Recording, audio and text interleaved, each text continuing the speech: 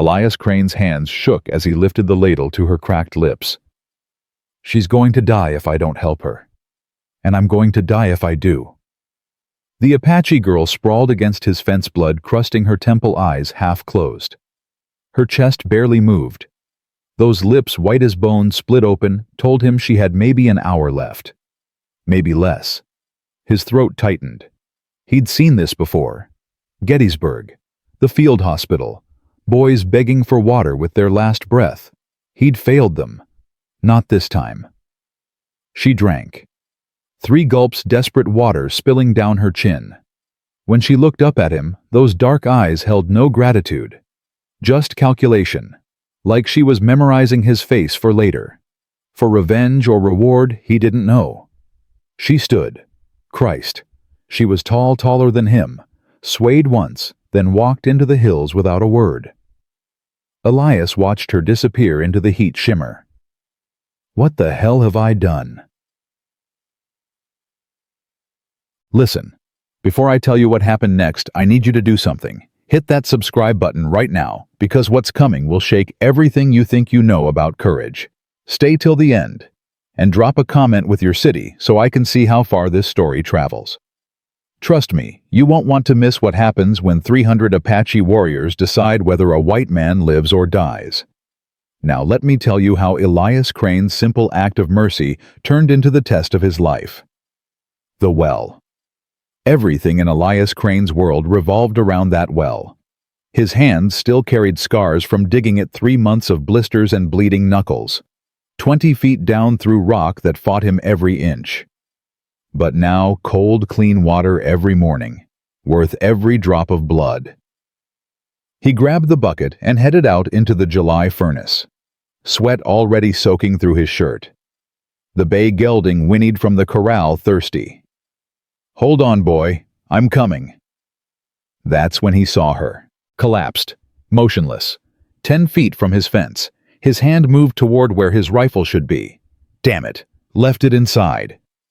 Elias froze, scanned the ridges, the brush, the rocks. Nothing moved, just wind and a hawk's cry overhead. Trap. He took 1 step forward, then another. Apache. No question. The beadwork on her torn deerskin gave her away. Her moccasins, the way her black hair was braided, and tall Jesus, she had to be 6 feet. Even crumpled in the dirt, he could tell. Her chest rose, barely, still breathing. Walk away, right now. Nobody has to know. But then her hand moved, fingers clawing at dirt, reaching toward his well, thirsty.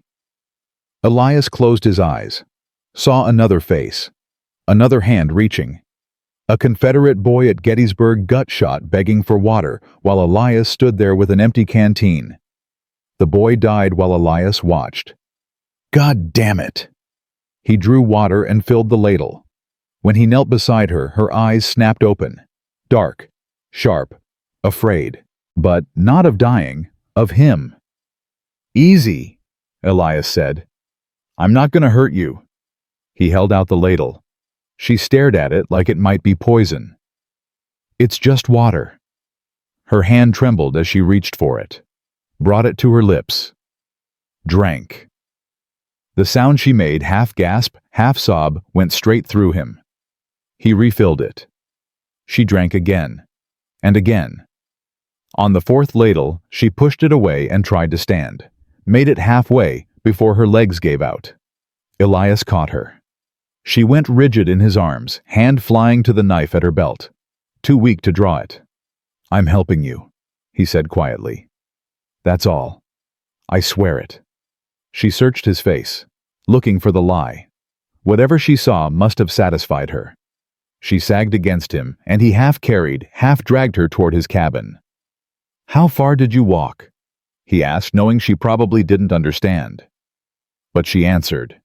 One word in broken English, far. Hour 2. Inside the cabin, she collapsed onto his cot. Her eyes tracked him as he moved hand position distance to the door where his rifle leaned against the wall. Still calculating. Let me see that arm, Elias said, pointing. She pulled back, protective. I was a field medic. In the war. I can help. She didn't move. Elias sat in the chair across from her. Look, you can trust me or you can bleed. Your choice. For a long moment, nothing. Then she extended her arm. The gash ran 4 inches along her forearm. Deep, clean-cut knife or rock edge. This needs stitches. He fetched his kit. Whiskey, needle, thread, clean cloth. This is gonna hurt. He poured whiskey over the wound. Her jaw clenched so hard he heard her teeth grind. But she didn't make a sound. Tough. Tougher than most men he'd served with. What's your name? He asked as he threaded the needle. She didn't answer. I'm Elias. Elias Crane. The needle pierced skin. Her hand gripped the cot frame, knuckles white. You don't have to be strong right now, he said softly. Nobody's watching. Her eyes met his. I watch. English, halting but clear. You speak English. Little. How little? Enough. Fair enough. He worked in silence, each stitch careful and tight. 6 total. She watched his hands the whole time. When he finished and wrapped clean cloth around it, she spoke. Why? Why what? Why help? Elias sat back. You needed help. White man not help Apache. I'm not most white men. Why? He was quiet. How did you explain 5 years of nightmares? 5 years of seeing dead boys every time you closed your eyes. I've killed enough people, he finally said. Figured it was time to save one. She tilted her head, processing. You kill in war. Yeah. Many poor, too many. You hate them. Elias looked at his hands. At first, but after a while, they were just people. Scared, tired. Same as us. She nodded slowly. Like that made sense to her. You eat, she said. Not a question, a statement. Are you hungry? Yes. Hour 4. He heated beans and cornbread. Simple, but filling. She ate slowly, watching him the whole time. What's your name? He asked again. This time she answered. Kiona. Kiona. He tested the sound. That's pretty. Mean brown hills, in my language. It suits you. She almost smiled. Almost. Why you here? She asked. Alone. No town close. I like the quiet. White men like towns, like many people. Not this white man. Why, the war. He didn't elaborate. Didn't need to. She understood. War make you tired of people. Something like that. She finished eating and stood.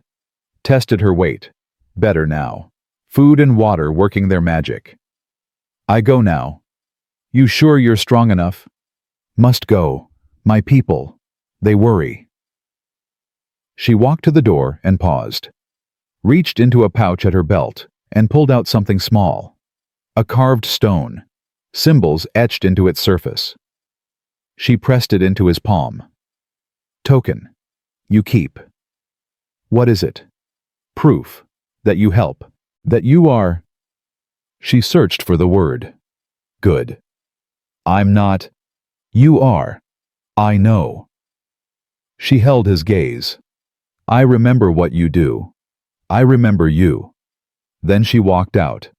Elias followed her to the fence line. She moved better now, but still weak. Kiona. She turned. Be careful out there. Something shifted in her expression. Surprise, maybe. You care? Yeah, I guess I do. For the first time she smiled. Really smiled. You are strange white man, Elias Crane. Then she walked into the hills and disappeared. Dead. Night. 1. Elias couldn't sleep. The horses were wrong. Pacing. Snorting. The bay gelding kept circling the corral, head high, ears swiveling. Something was out there. He sat up and listened. Wind. Just wind. But the horses knew better. He got up and walked to the window. Moonlight turned everything silver and strange. The valley stretched out empty. Except it wasn't empty. On the northern ridge, a shape. Dark. Still. Rider on horseback. Just sitting there. Watching. Then another appeared on the eastern ridge, and another on the west.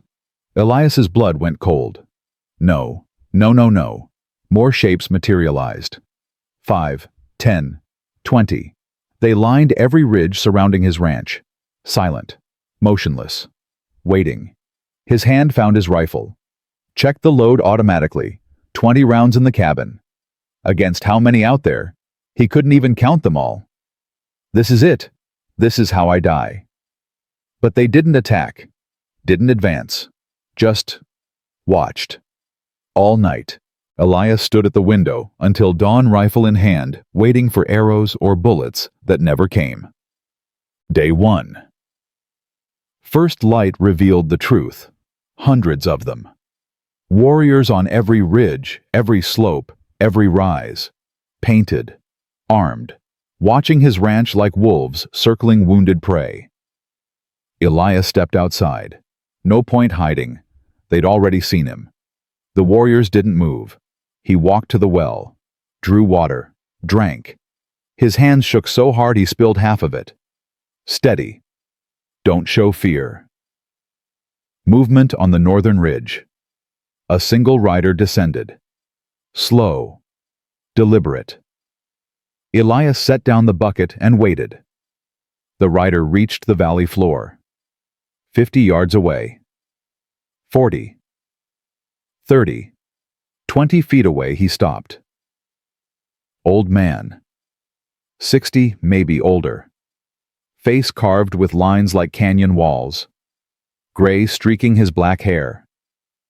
No war paint, but authority radiated from him like heat. Behind him more riders appeared. 24 warriors. And her. Kiona sat straight-backed on a painted horse, her bandaged arm visible even from here. The old man raised one hand. Held it there. Elias matched the gesture. I see you. The old man lowered his hand and spoke. Sharp. Commanding. Kiona translated. My father asked why you help me. Father. This was her father. Which meant this man commanded every warrior on those ridges. She needed water, Elias said. I gave it to her. Translation. Response. He say many white men see Apache and shoot. You not shoot. Why? I don't shoot people who aren't shooting at me. More back and forth. The chief's face stayed neutral. He asked, you know who I am when you help me? No, Elias said honestly. You were hurt. That's all I knew. The chief's eyes never left his face, measuring, judging. He spoke one word. Truth, Kiona translated. He say you speak truth. The chief dismounted. The warriors tensed. But he waved them back. He walked forward 10 paces. Stopped. Elias understood. He walked forward too. 10 paces. They stood 15 feet apart. The chief gestured toward the well. Made a drinking motion. Pointed at Kiona, then at Elias. You gave my daughter water. Elias nodded. The chief spoke directly to him. Longer this time. His tone measured but intense. Kiona rode closer. My father say, I do test. Warrior test. 7 days alone. No food. Little water. Prove I can fight. Prove I can protect tribe. Her voice dropped. Apache women not always warriors. I must prove. What happened? Elias asked. 6th day. I climb sacred cliff for eagle feather. Mountain lion attack. She touched her bandaged arm. I fall. Hit head. Lose my path. Walk 3 days. No water. Should die. She looked at him. But I find your well. You give water. Give food. Fix wound. Save life. The chief spoke again, sharper. He asked why you do this. You not know me. White men hate Apache. Apache hate white men. But you help. Why? Elias took a breath. This was the moment. Truth or death. Because I'm tired of hate, he said. I spent 3 years killing people I'd never met. Boys who probably weren't much different than me. When it was over, all I had was blood on my hands and screaming in my head. He met the chief's eyes. Your daughter was dying. I could help. So I did. Kiona translated carefully, every word. When she finished, silence filled the valley. Then the chief spoke. Several sentences, deliberate. My father say you are brave, or stupid. Kiona's lips twitched. Maybe both. He say most white men see Apache girl and think danger, or opportunity, or how to use for gain. You think none of these. You just think person need water. This make you different. The chief continued. He say we watch you, 6 days. See if you ride to fort. Tell soldiers. Want reward. You do nothing, just work. Just live quiet. You do not betray. 6 days. They'd been watching for 6 days. He say test is not just mine. Test is yours too. The chief reached into a pouch and pulled out something wrapped in leather. Unwrapped it slowly. A necklace. Intricate beadwork. Blue and white pattern. He held it out. This protection mark, Kiona said. You wear this Apache know you are friend. We not harm you. We not take from you. You have protection of our tribe. Elias stared at the necklace. His mind raced. If I take this, I can never go back. White settlers will call me traitor. The militia will shoot me on sight. If I wear this, he said slowly, white men will try to kill me. Translation. Nod. Response. He say yes. White men will hate you. But Apache will protect you. You choose which hatred you fear more. Elias looked at the necklace. At the warriors on the ridges. At Kiona, who'd almost died because she wanted to prove women could fight. He thought about Gettysburg. About senseless death. About choosing sides in wars that nobody won. Can I ask you something, he said to Kiona. Yes. When you were dying out there, did you care if the person who saved you was white or Apache? She was quiet. Then, no. I just want live. That's what I thought. He took the necklace and put it over his head. The beadwork settled against his chest. Heavy. Final. The chief's face didn't change, but something shifted in his posture. He stepped forward, placed one hand on Elias's shoulder, spoke softly in Apache. He say, Kiona translated voice quieter now, that you have honor. Honor is rare, in any people, white or Apache. The chief released his shoulder, spoke again. He say you are welcome in our camps. You need food water protection, you ask. We answer. Elias felt something crack open in his chest, something that had been sealed shut since Gettysburg. Thank you, he said, for trusting me. The chief nodded once, then turned back to his horse. Kiona remained. She dismounted and walked closer. I not tell you before, she said. My name Kiona mean Brown Hills. My mother named me this because I was born at sunrise in Brown Hills. She say I would be strong like earth, unchanging, unmovable. Where's your mother now? Kiona's face went still. Mexican soldiers kill her, 5 years ago. Raid our camp, kill women and children, take scalps for bounty money. Her hand tightened on her horse's reins. My mother kill 3 before they kill her. This is why I trained to be warrior, to protect. Like she protect us. I'm sorry. You fight in war. You kill people. Yes. You hate them. Elias thought about that. At first. But after a while, I just wanted it to stop. They were just people. This is wise, Kiona said. Hate is easy. Understanding is hard. You choose hard way. She pulled something from her pouch. 6 carved stones. Each with different symbols. My tokens, From test. I find 6 before lion attack. Need 7. Eagle feather is 7th. Never get it. She looked at the stones. So I fail. You didn't fail, Elias said. You survived. Survive is not same as succeed. Surviving when you should have died. That's the hardest test there is. Kiona studied him.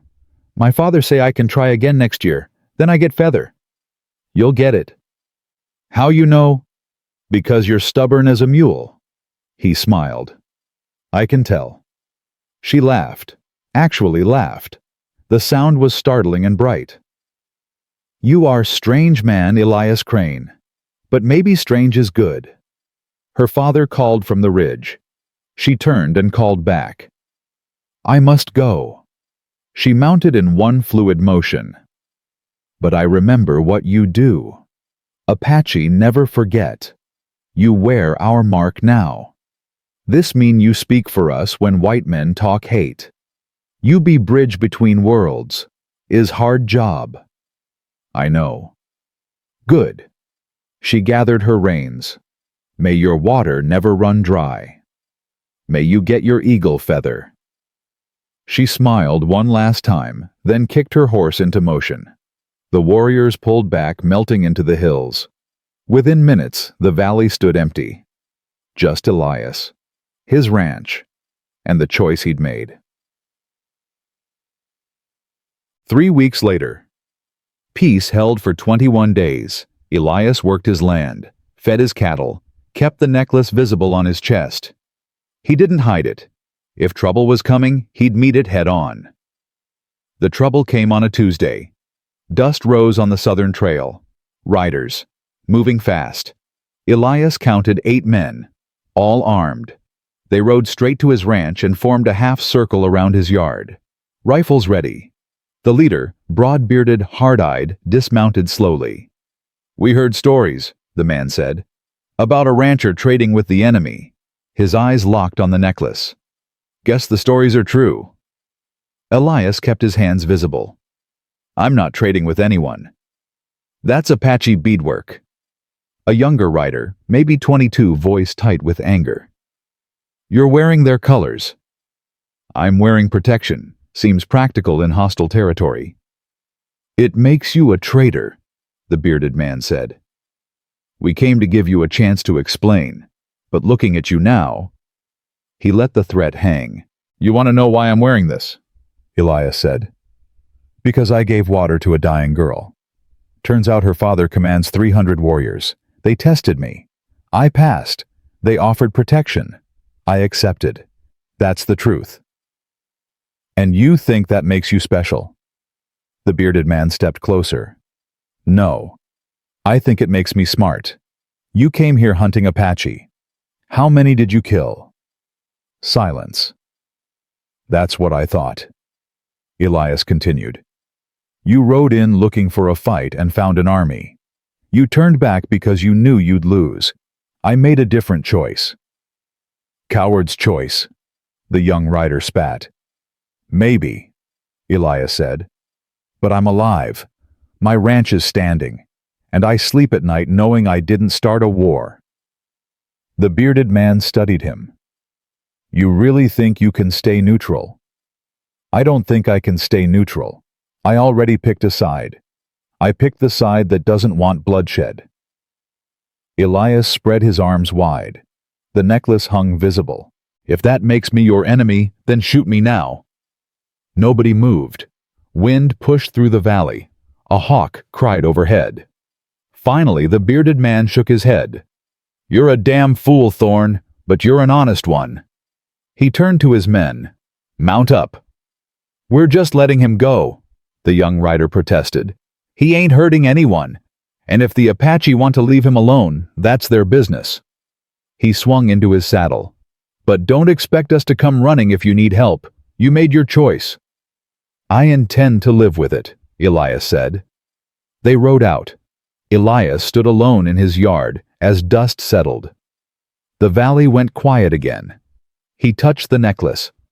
It had cost him everything, and earned him something more. That evening movement on the ridge. A single rider. Tall. Straight-backed. Kiona. She sat watching from a distance, making sure he'd survived.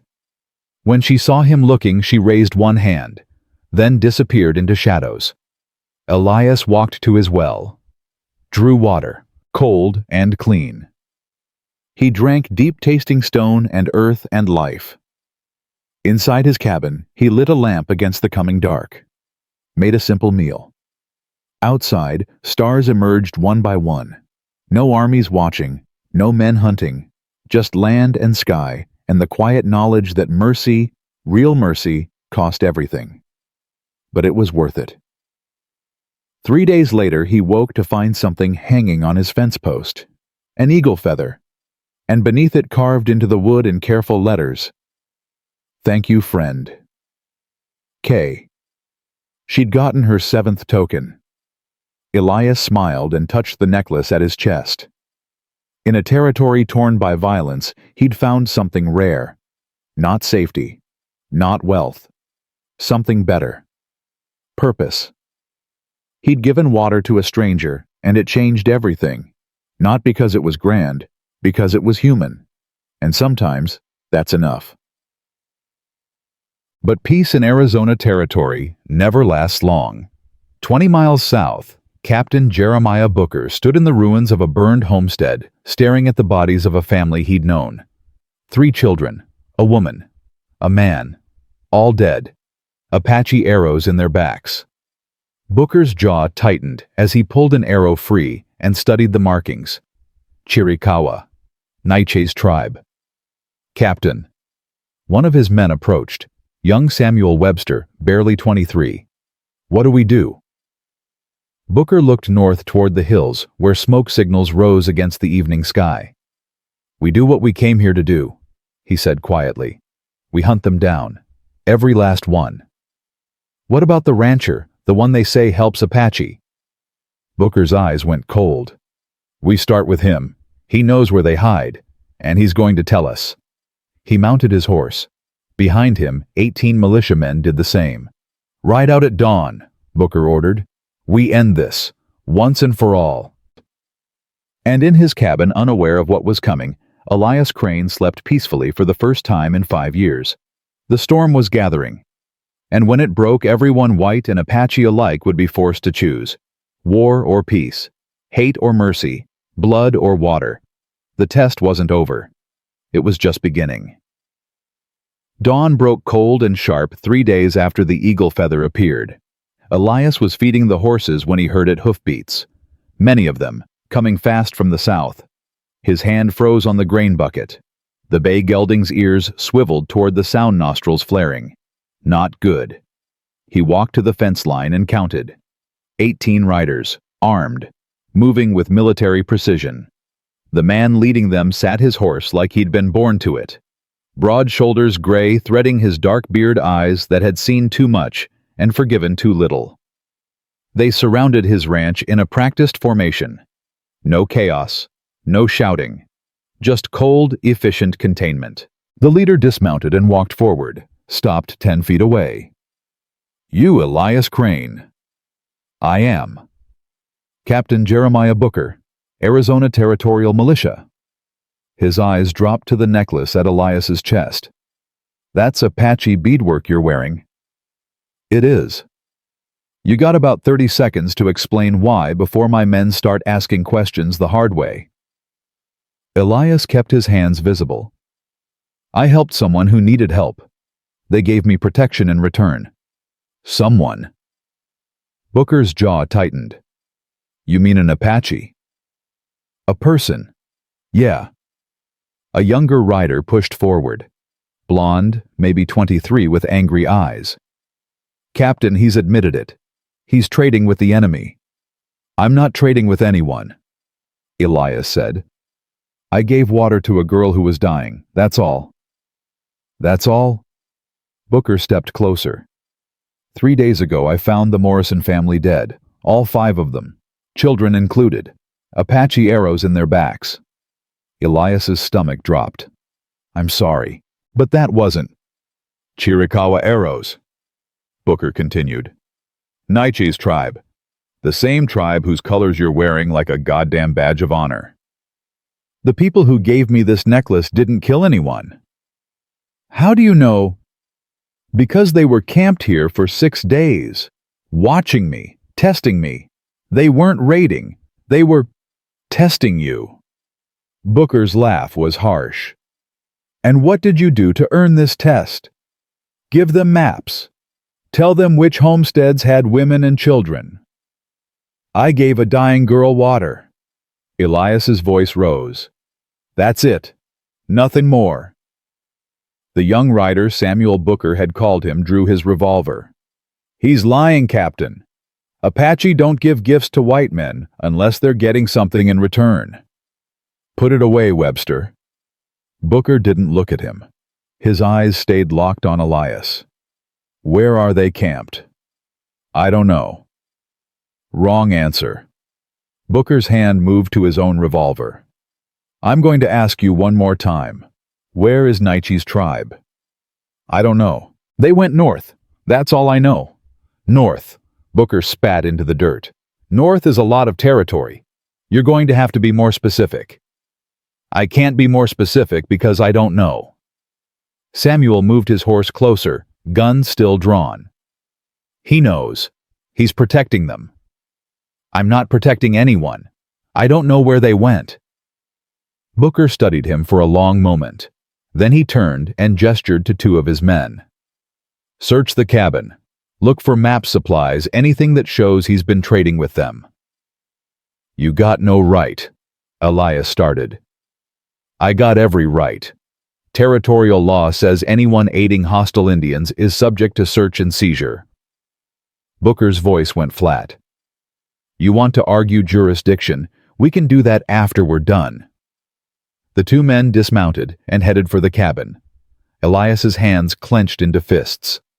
There's nothing in there. Then you got nothing to worry about. Inside, the sound of things breaking, shelves being overturned, his few possessions scattered across the floor. Captain? One of the men emerged holding something. Found this. It was the carved stone token, the one Kiona had given him. Booker took it and turned it over in his hands. What's this? A gift from the girl I helped. A gift? Booker's voice dripped sarcasm. Apache don't give gifts, Crane. They give payment. What did you sell them? Information weapons. Nothing. I sold them nothing. Then why would they give you this? Because I saved her life. Samuel rode closer, gun aimed at Elias's chest. You're a traitor. You should hang for this. Stand down, Webster. Booker's voice cracked like a whip. But Captain, I said stand down.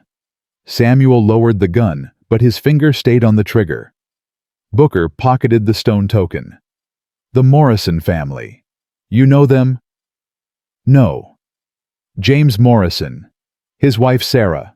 3 children, 2 boys and a girl. The girl was 6 years old. Booker's voice went quiet. Dangerous. She was hiding in a root cellar when they found her, dragged her out, put an arrow through her chest. Elias felt sick. That's horrible. But the Apache who gave me this necklace didn't do that. How can you be so sure? Because I looked into Chief Nietzsche's eyes. I saw what kind of man he is. He doesn't kill children. You looked into his eyes. Booker's laugh was bitter. You spent a few hours with him, and you think you know what he's capable of. I know what I saw. What you saw was what he wanted you to see. Booker stepped closer. You think you're special. You think because you gave his daughter water, you're somehow different from every other white man out here. You're not. You're a tool. They're using you. For what? Information. Access. When the time comes, you'll lead us straight to them without even knowing it. Elias shook his head. That's not what's happening. Then what is happening? Explain it to me. Make me understand why a white rancher is wearing Apache colors in the middle of a war. Because I'm tired of the war. The words burst out of Elias before he could stop them. I'm tired of killing, tired of hate, tired of watching people die over land and borders and pride. Booker was quiet for a moment. Then, you fought in the war. Yeah. Which side? Union. Field medic. So you know what it's like. The blood. The dying. Booker's eyes never left his face. Then you should understand why I can't let the Morrison family's death go unanswered. I understand wanting justice, but killing more people won't bring them back. Justice. Booker's voice went cold. You think this is about justice. This is about survival. The Apache are being pushed off their land. I know that. I'm not blind. But they're pushing back, and when they push back, innocent people die. Children die. And I'm supposed to just... What? Let it happen. No, but starting a war. The war already started, years ago. We're just deciding who's going to win. Samuel spoke up. Captain, we're wasting time. Let me put a bullet in him, and we can track the Apache ourselves. Nobody's putting a bullet in anyone. Booker turned to Samuel. I said stand down. I won't say it again. Samuel's jaw tightened, but he holstered his gun. Booker looked back at Elias. I served under General Sherman. You know what he said about this territory? No. He said the only good Indian is a dead Indian. Know what I think about that? Elias waited. I think it's horseshit. Booker's voice was tired. I've fought Apache. I've fought alongside Apache scouts. They're people. Good and bad just like us. But when they kill families, when they kill children, I can't just look the other way. You understand? I do. So here's what's going to happen.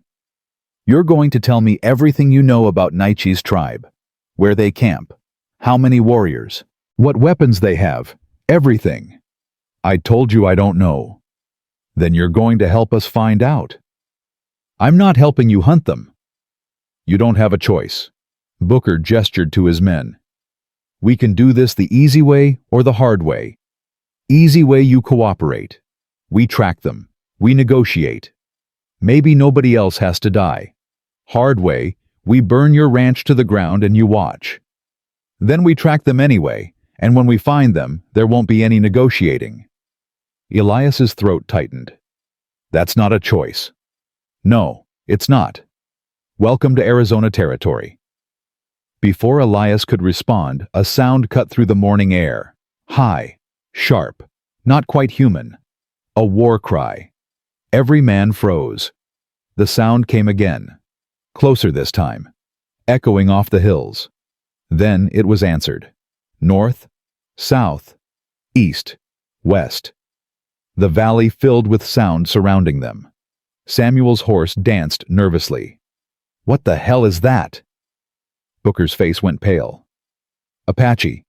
They're here. How many? Too many. The war cries stopped. Silence fell like a blade. Then movement on the ridges. Figures appearing. 1, 5, 20. More.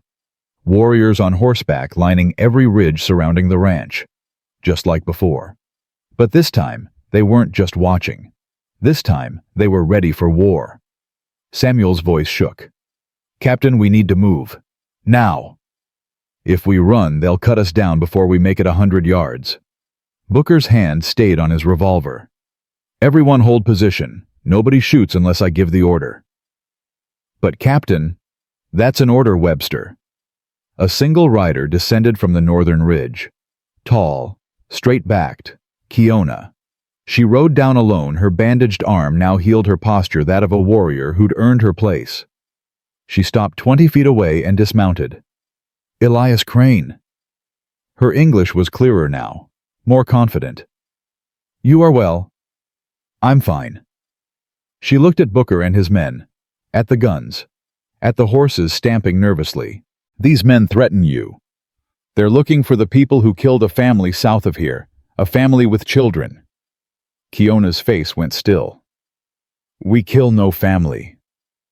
The arrows say different, Booker said. Chiricahua markings. Your tribe. Not my people. Her voice was ice. "We do not kill children. This is not our way." "Then whose way is it?" "I do not know. But I know this, my father learn of white family killed. He is angry. He say whoever did this bring war to all Apache. He send me to say we did not do this thing." Samuel laughed, harsh and bitter. "And we're supposed to just believe you." Kiona's eyes locked on him. "You call me liar. I'm calling you Apache. Same thing." Her hand moved to the knife at her belt. "Easy." Elias stepped between them. "Nobody's calling anyone anything." "He call me liar," Kiona said quietly. "This is insult I cannot ignore." He's scared. They all are. A family died. Children died. They want someone to blame. They blame wrong people. I know. But you drawing that knife won't prove anything except that they're right to be scared. Kiona's hand stayed on the knife. For a long moment, nobody moved. Then she released it. "You speak wisdom, Elias Crane.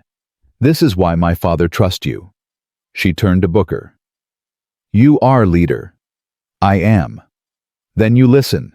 My father, Chief Nietzsche, he say this. Apache did not kill white family. He give his word. Word of Chiricahua chief is sacred. He does not lie." "Words are cheap," Booker said. "Prove it." "How?" "Find the ones who did it. Bring them to justice." Kiona was quiet. Then she nodded slowly. "My father say same thing. He already send warriors to track. Find truth. When we find who kill family we bring to you. White man justice or Apache justice you choose." "Why would you do that?" "Because if we not find real killers you attack us. You kill our children. War comes. My people die. Your people die. Nobody wins." She met his eyes. "Better to find truth now. Stop war before it starts." Booker studied her. "If you're lying, if this is some kind of trick." "No trick. My father wants peace. He is tired of running, tired of watching children starve because white men push us from hunting grounds. But he will not make peace by lying about murder. He will make peace through truth." Samuel spoke up. "Captain, this is insane. You're not actually considering—" "I'm considering everything." Booker cut him off. "How long to track the killers?" 3 days, maybe 4. "You have 2. Kiona's eyes narrowed. 2 days not enough. 2 days is what you get. After that I assume you're stalling and we come looking. With every man I can muster. And if we find killers in 2 days? Bring them here, to this ranch. We'll meet. We'll talk. And maybe we can stop this thing before it turns into a bloodbath." Kiona looked at Elias. "You trust this man?" Elias studied Booker, saw the exhaustion in his eyes. The weight of command. The burden of trying to protect people who depended on him. "Yeah," Elias said. "I think I do." "Then I trust him too." Kiona mounted her horse. 2 days. We find truth. We bring here. She looked at Booker. "You keep your men away from our lands. No hunting us. No tracking. You wait, or deal is broken." "Agreed." Booker held out his hand. Kiona stared at it. Then she leaned down and clasped his forearm. Apache style. 2 days, she said. Then she wheeled her horse and rode back to the ridge.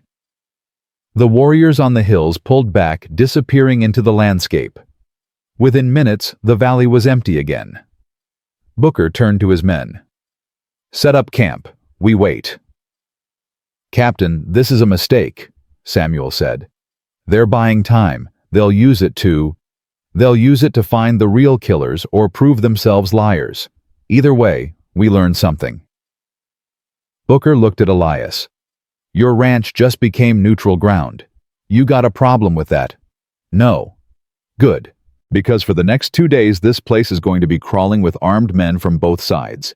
You keep your head down, stay out of the way, and maybe you'll live through this." "What about after?" Booker's smile was grim. After. That depends on what Nietzsche's warriors find. If they bring us killers, we got a chance at peace. If they bring us excuses. He let the sentence hang. Then this whole territory goes up in flames. He walked back to his horse and started issuing orders. His men spread out, setting up a perimeter. Elias stood in the center of it all, the necklace heavy against his chest. 2 days. 2 days to find the truth, or watch everything collapse into war. He walked to the well and drew water. His hands shook. What have I gotten myself into? But he knew the answer. He'd chosen mercy, and mercy had consequences. Now he just had to live with them. That night, campfires dotted his land. Militiamen on one side. The ridges stayed dark, but Elias knew Apache were up there, watching, waiting. 2 armies separated by a few hundred yards and an ocean of distrust, and him in the middle. He sat on his porch and watched the fires burn. Thought about Gettysburg. About boys dying because old men couldn't find another way. History repeating itself. Unless someone stopped it. You all right? Elias looked up. Booker stood at the edge of his porch. Yeah, just thinking. Mind if I sit? It's your camp now. Sit wherever you want. Booker settled onto the porch step with a grunt. Getting too old for this. Used to be I could ride all day and still have energy to fight. Now I ride all day and my back screams at me. How old are you? 42. Feel like 70. They sat in silence for a moment. That girl, Booker said. The one you helped, Nietzsche's daughter. You really think she's telling the truth? Yeah, I do. Why? Because when I gave her water, she looked at me like I was the first person who'd ever helped her without wanting something in return. That kind of surprise, you can't fake it. Booker nodded slowly. I had a daughter once. Elias waited. Sarah. She was 8 when cholera took her, back in Georgia before the war. Booker's voice went quiet. That's why the Morrison girl, seeing her like that. He stopped, swallowed. I can't let that go unanswered. I understand. Do you? Because from where I'm sitting it looks like you're choosing them over us. I'm not choosing anyone. I'm just trying to stop people from dying. Noble, but naive. Booker stood. In war you have to choose sides. Neutrality is just a fantasy people tell themselves so they can sleep at night. Maybe, but maybe it's also the only way anything changes. Booker looked at him for a long moment. Then he walked back to his men. Elias stayed on the porch watching the stars emerge. 2 days. Everything hung on 2 days. He just hoped it would be enough. The next morning brought visitors. Elias was feeding the horses when he heard the commotion at the perimeter, Booker's men shouting, movement on the ridge. He ran over. 3 Apache warriors stood at the edge of camp, hands raised, unarmed. One of them stepped forward and spoke in halting English. We come to trade, food, information, show good faith. Samuel had his rifle trained on them. It's a trap, Captain. Lower your weapon. Booker walked forward slowly. What kind of information? The warrior gestured to the others. They set down bundles of dried meat and cornmeal. Gift, from Chief Nietzsche. Show we want peace. And the information. We find tracks, south. Where family killed, not Apache tracks, horse tracks, shod horses. The warrior's eyes were sharp. Apache horses not shod, white men horses shod. The words hung in the air. White men. Booker's voice was dangerous. You're saying white men killed the Morrison family. We say tracks are shod horses. Apache not use shod horses. That is truth. Samuel spoke up. They're lying, trying to shift blame. Show me. Booker's voice cut through the tension. Show me these tracks. The warrior nodded. We show. But you come with only 3 men. We bring only 3 warriors. Even numbers. Safe for both. Captain, this is insane, Samuel started. You and 2 others. Booker pointed at his men. Johnson, Rivera, mount up. We leave in 5 minutes. I'm coming too, Elias said. No, you stay here. This is my land, and I speak Apache better than anyone here. You don't speak Apache at all. I speak enough. More importantly, they trust me. You need that right now. Booker considered, then nodded. Fine. But you stay behind me, and if shooting starts, you hit the dirt. Understood. Understood. They mounted up and followed the Apache warriors south. The ride took an hour, tension thick enough to cut. The warriors led them to a dry creek bed 2 miles from the Morrison homestead. There. The lead warrior pointed. Booker dismounted and knelt, studied the ground. Elias watched his face go pale. What is it? Samuel asked. Booker didn't answer. He followed the tracks for 50 yards, stopped at a cluster of trees. Captain. They're right. Booker's voice was hollow.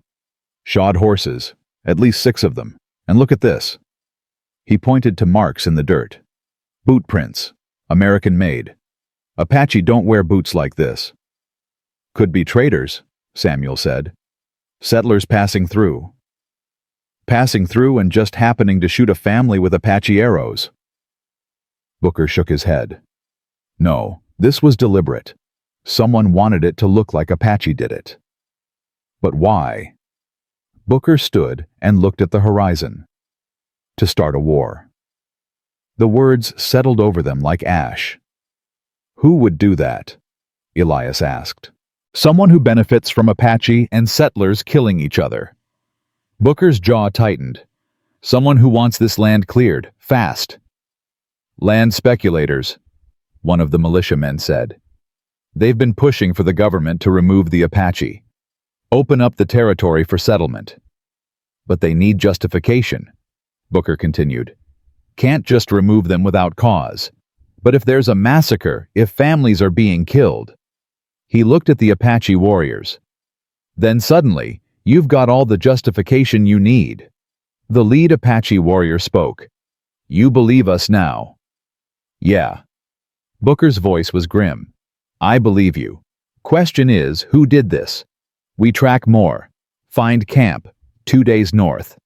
The warrior gestured. 6 white men. Maybe 7. They hide in canyon. We watch them. Wait for you. Show me. They rode north, following a trail only the Apache could see. By late afternoon, they reached the canyon. The warrior pointed to smoke rising from a concealed camp below. There. Booker pulled out his spyglass and studied the camp. His face went hard. What? Samuel asked. I know those men. Booker's voice was tight with rage. That's Jack Thornton and his crew. They work for... He stopped, swore. They work for the Harrison Land Company. The railroad company, Elias asked. They want this land for a rail line. Been pushing for it for 2 years, but can't get permits as long as the Apache have rights to it. Booker lowered the spyglass. Son of a bitch. They killed the Morrisons. Killed children. Just to start a war. Samuel looked sick. What do we do? Booker was quiet for a long moment. Then he turned to the Apache warriors. Tell Naichi we found the killers. Tell him to meet me tomorrow at Crane's ranch. We'll bring them in together. White law and Apache law. They answer to both. The warrior nodded. You are honorable man. Like Elias Crane. This is good. They rode back as the sun set. At the ranch, Booker gathered his men. Here's what's happening. Those killers down in the canyon. They work for a land company. They murdered the Morrison family to make it look like Apache did it. They wanted a war. They wanted us to wipe out Naichi's tribe so the land would be free for development. Silence. Tomorrow we ride down there with Apache warriors. We arrest them, and we make damn sure everyone knows the truth. The Apache didn't kill the Morrisons. White men did. Captain, Samuel's voice was shaking. If we do this, if we side with Apache over white men, people will call us traitors. Then they can call us traitors. I'd rather be a traitor than a murderer. Booker's eyes blazed. Those men killed children to line their pockets. They don't deserve our protection. They deserve a rope." He looked at Elias. "You were right. About mercy. About choosing peace. I didn't want to believe it, but you were right." "What changed your mind?" Elias asked. "Those tracks. Those goddamn boot prints." Booker's voice cracked. "I've spent 2 years fighting Apache, lost good men. And for what? So some bastard in a suit could build a railroad over their graves." He walked to the edge of camp and stared at the hills. Elias followed. "My daughter," Booker said quietly. "Sarah. Before she died, she asked me something. She said, 'Daddy, why do people hurt each other?' And I didn't have an answer. I still don't. But at least now I can stop some of it." "She'd be proud of you." "Maybe." Booker's smile was sad. "Or maybe she'd wonder why it took me so long to figure out what an 8-year-old already knew. That hurting people is wrong, even when they're different from you." That night, Elias barely slept. Tomorrow, 2 armies would meet. Tomorrow, the truth would come out. Tomorrow, they'd either stop a war or start one. He touched the necklace at his chest and thought about Kiona. About her mother dying to protect her people. About her fighting to prove women could be warriors. About choosing to trust when trust was the hardest thing in the world. Please let this work. Dawn came. And with it, both armies. Apache warriors lined the ridges. Militiamen formed up in the valley. And in the center at Elias Crane's ranch, 2 leaders met. Chief Naichi and Captain Booker stood face to face. Between them, the truth, and the hope fragile as morning frost that mercy might be stronger than hate.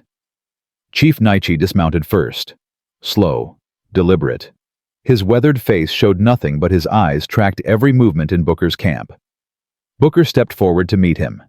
They stood 10 feet apart, 2 commanders weighing each other. "You found them," Naichi said in clear English. Every militiaman froze. They'd assumed the chief couldn't speak their language. "You speak English," Booker said.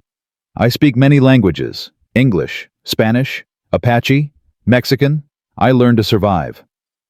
Naichi's eyes never wavered. "You found the men who kill white family." "We did.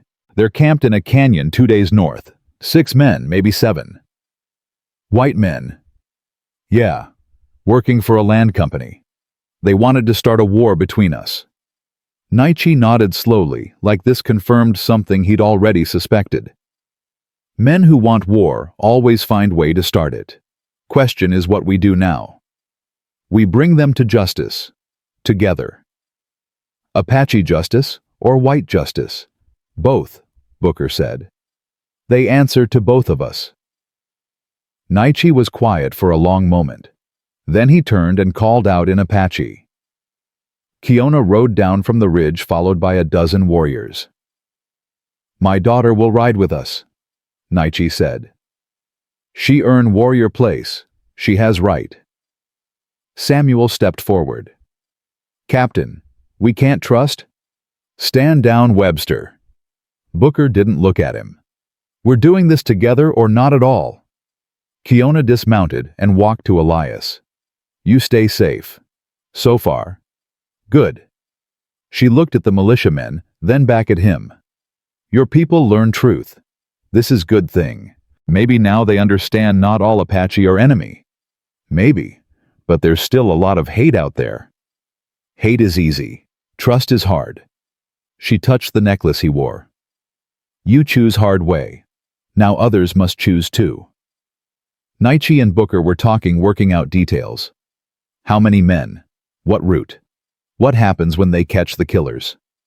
Elias watched them negotiate, these 2 warriors from different worlds, trying to find common ground. "We leave in 1 hour, Booker announced. 10 of my men, 10 Apache warriors, even numbers, even command. Naichi and I lead together." "I'm coming too," Elias said. "No, you stay here, guard the ranch." "This started because I gave water to someone who needed help. I'm seeing it through." Booker looked at Naichi. The chief nodded. Fine, Booker said. But you follow orders, mine and his. Understood? Understood. They mounted up an hour later. 10 militiamen, 10 Apache warriors, and 2 leaders who'd been enemies yesterday. The ride north was tense. Nobody spoke much. Apache and white men rode side by side, hands never far from weapons trust, as fragile as spider silk. By late afternoon, they reached the canyon. The camp below showed signs of Life Smoke Horse's men moving around.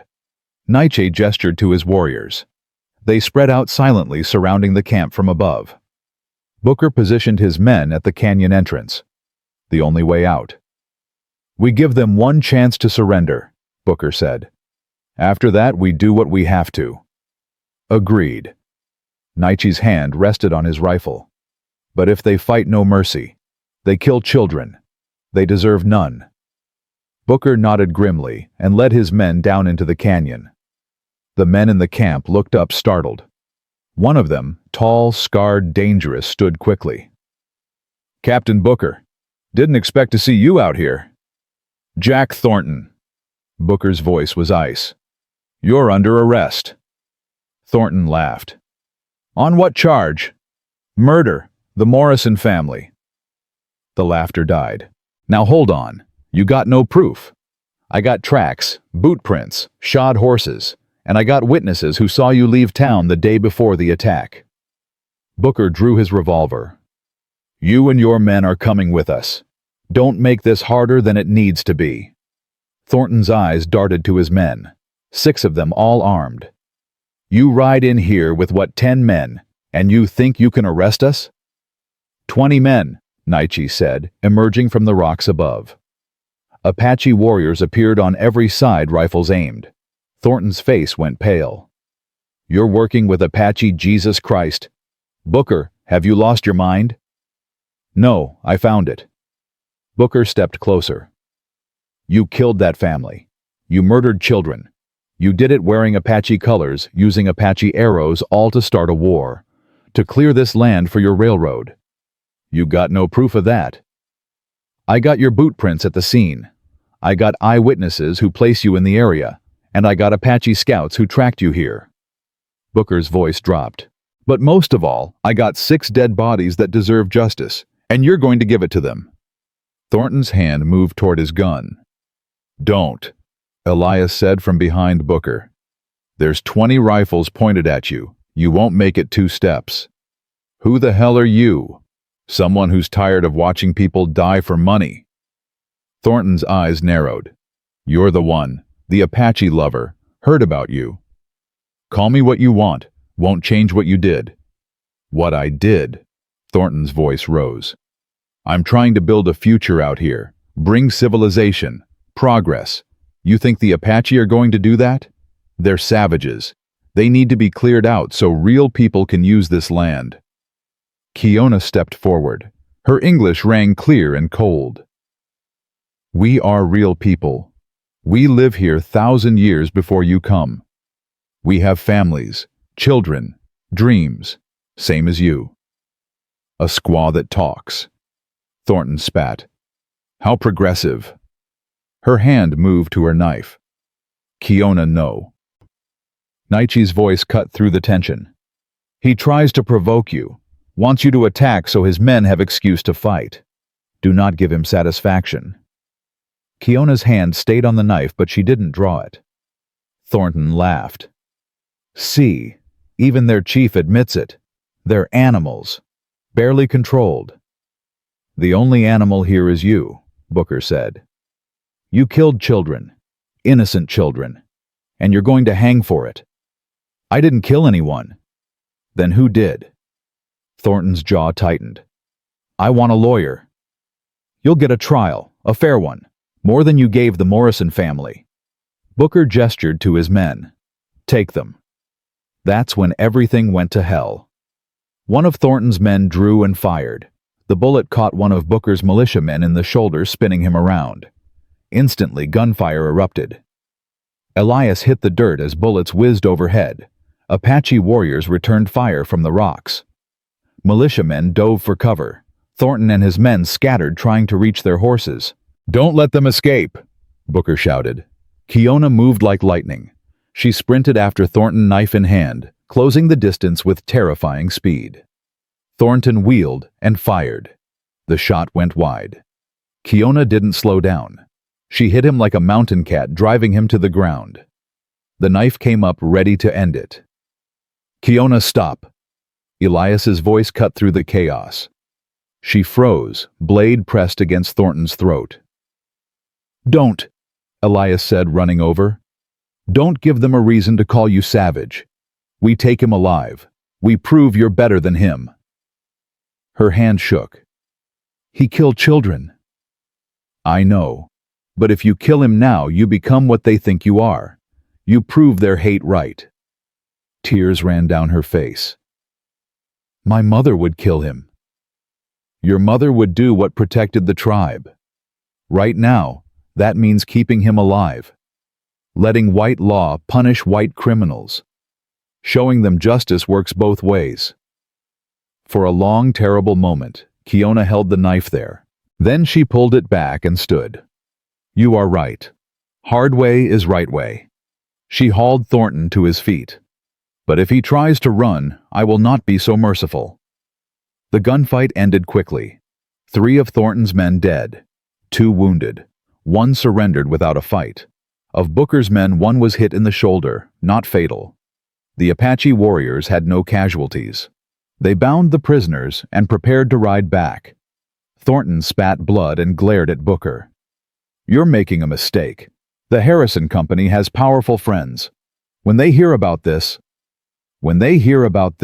they'll distance themselves faster than a jackrabbit from a rattler. Booker's voice was hard. You're a hired gun who got caught. They'll claim they never authorized this. You'll hang alone. The truth of it settled on Thornton's face. His employers would throw him away like a broken tool. You bastard. No. I'm the man who's going to make sure you answer for what you did. Booker mounted his horse. Let's move. The ride back took all night. Nobody slept. The prisoners were bound and guarded by both Apache and militia. By dawn, they reached Elias's ranch. Word had spread. More militiamen had arrived. Curious settlers. Even a few townspeople who'd heard rumors of Apache and white men working together. They gathered as Booker and Naichi rode in with the prisoners. These are the men who killed the Morrison family, Booker announced. They work for the Harrison Land Company. They murdered innocent people, including children, and tried to make it look like Apache did it. They wanted to start a war. Gasps rippled through the crowd. That's a lie, someone shouted. You're protecting the Apache. I'm protecting the truth. Booker gestured to Thornton. This man confessed. I never confessed to anything, Thornton interrupted. You confessed with your boot prints, with your shod horses, with your presence at the scene. Booker turned back to the crowd. The Apache didn't kill the Morrisons. White men did, and they're going to hang for it. How do we know you're not lying? Another voice from the crowd. Naiche stepped forward. When he spoke, his English was perfect and commanding. Because I give my word. Word of Chiricahua chief. My people did not do this killing. We have fought white men many times. But we do not kill children. This is not our way. You're Apache, someone yelled. You've raided homesteads before. Yes, we raid, we fight, we defend our land, but we do not murder children in their beds. Naichi's voice carried across the crowd. That is what cowards do. What these men did. He pointed at Thornton. They are cowards. They hide behind lies, behind hate. They use your fear to make you do their killing for them. Silence fell. Chief Naichi speaks the truth, Booker said. And I'm asking you all to listen, really listen, because right now we have a choice. We can believe the lies and start a war that'll kill hundreds, or we can believe the truth and start building something better. Better. A settler pushed forward. You want us to make peace with Apache, after everything they've done. After everything we've all done, Booker corrected. White settlers have taken Apache land, killed Apache families, broken treaties, and Apache have fought back, raided, killed. It's a cycle that's been going for decades, but it doesn't have to keep going. He gestured to Elias. This man gave water to a dying Apache girl, one simple act of mercy. And you know what happened? Instead of killing him, they protected him. Instead of starting a war, they helped us find the truth. Elias felt dozens of eyes turn toward him. He wanted to disappear, but Booker kept talking. Elias Crane showed us something important. He showed us that mercy is stronger than hate, that one good act can change everything. Pretty words, someone called out. But words don't bring back the dead. No, they don't. Booker's voice went quiet. I lost a daughter to cholera. I know what it's like to bury a child. And I swore I'd never let another family suffer like mine did. That's why I'm standing here now. Not to start a war, but to stop one. He turned to Naichi. Chief Naichi and I have been enemies. We've fought each other for years. But today we're asking you to let us try something different. Let us try peace. Naichi nodded. My people are tired. We are pushed from our lands. Our children go hungry. We do not want more war. We want to live, to hunt, to raise our families. He paused. But we will fight if we must. We will defend our people. This you should understand. You do same for your families. A woman in the crowd spoke up. How do we know you won't raid us? You don't, Naichi said honestly. Same as we don't know you won't attack us. Trust must be built. Like bridge, stone by stone. First stone is truth. These men, he pointed at the prisoners. They try to destroy bridge before we even start building. They want war. They profit from war. But we don't have to give them what they want, Booker added. We can choose different path. Samuel Webster pushed through the crowd. His face was torn, anger and confusion warring inside him. Captain, my sister was killed in an Apache raid last year. You remember. You were there. You saw what they did to her. Booker's face softened. I remember, Samuel. I remember it all. Then how can you stand there and talk about peace? How can you ask me to forgive? I'm not asking you to forgive. I'm asking you to stop the cycle. Booker walked to Samuel. Your sister is gone. Nothing will bring her back. But you have a choice now. You can keep fighting until more sisters die, more brothers, more children. Or you can be the one who says, enough. I don't know if I can do that. I didn't think I could either, but then I saw those boot prints. I realized we've been fighting the wrong enemy. Booker put his hand on Samuel's shoulder. The men who killed your sister, they were probably Apache. I won't lie about that. But the men who create the conditions for that violence, they're sitting right here in chains. Men who profit from our hate, who use our grief as a weapon. Samuel's eyes filled with tears. I just want it to stop. Then help us make it stop. Samuel looked at Naichi, at Kiona standing beside her father, at the Apache warriors who'd helped track down the killers. You really didn't kill the Morrison family? No, Naichi said simply. We did not. I swear this on my daughter's life. Samuel was quiet for a long time. Then he nodded. Okay, I'll try. I don't know if I can trust you, but I'll try. Kiona stepped forward. That is all anyone can ask. To try. She pulled something from her pouch, a small carved token like the one she'd given Elias. This is Apache symbol. It means new beginning. I give this to you. She held it out to Samuel. Not to forget your sister, but to honor her by stopping more sisters from dying. Samuel stared at the token. His hand shook as he reached for it. I don't deserve this, he whispered. None of us deserve peace, Kiona said. But we need it anyway. Samuel took the token, closed his fist around it, and something in his face broke open. He wept. Kiona put her hand on his shoulder, saying nothing, just standing with him in his grief. The crowd watched in silence. Then an old settler stepped forward. I lost my son to Apache raiders 5 years back. Boy was only 19. He looked at Naichi. You probably don't remember him. Just another dead white boy to you. Naichi met his eyes. I remember many dead boys, white and Apache. All of them haunt me. All of them should be alive. Should be men now, fathers. But they are dead because of hate, because of fear, because men like these, he gestured to Thornton, tell us we must kill or be killed. You telling me my son died for nothing. I am telling you his death should mean something, should teach us that war only creates more death, more fathers burying sons. Naichi's voice was heavy with old pain. I bury 2 sons, one killed by Mexican soldiers, one killed by white cavalry. Both die before they see 20 summers. I understand your loss. We are same in this grief. The old settler's face crumpled. I just want it to mean something. Then make it mean something. Help us build peace. Not for them, they are gone, but for the ones still alive. The ones who deserve better than we gave them. The old settler nodded slowly, wiped his eyes. One by one, others in the crowd began to nod too. Not everyone. Some still looked angry, skeptical, but enough nodded that the weight in the air began to shift. Booker seized the moment. Here's what I propose.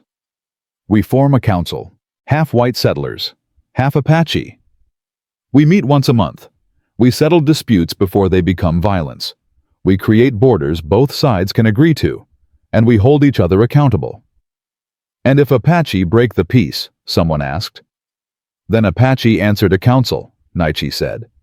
Same as if white men break peace. Justice for both sides, not one side rule over other. Both sides equal. Equal. The word seemed strange on people's tongues, like they were tasting something new. It won't be perfect, Booker said. There'll be problems, disagreements, maybe even violence. But we'll have a way to address it that doesn't involve massacres and revenge. What about these men? A settler pointed at Thornton and his crew. What happens to them? They stand trial, in town, in front of a judge, with Apache witnesses testifying. Booker's voice hardened. They'll hang, and everyone will know why, because they murdered innocent people to profit from war. Thornton finally spoke up. You're all fools. You think this peace will last? Give it 6 months. Someone will break it. Apache will raid. Settlers will retaliate. And you'll be right back where you started. Maybe, Elias said, speaking for the first time. But at least we'll have tried. At least we won't be able to say we didn't know there was another way. He walked to the center of the circle, stood between Booker and Naichi. I gave water to someone who was dying, that's all. I didn't think about what tribe she was from. Didn't think about politics or land rights or history. I just saw a person who needed help. He looked at the crowd. That's what we have to keep doing. See people, not enemies, not threats, just people. Easy to say, someone muttered. Harder to do. Of course it's harder. Elias touched the necklace at his chest. But hard doesn't mean impossible. And the alternative, more death, more grief, more children growing up without parents, that's harder still. Kiona stepped beside him. Elias Crane saved my life. Not because he had to, not because I could pay him, but because it was right thing to do.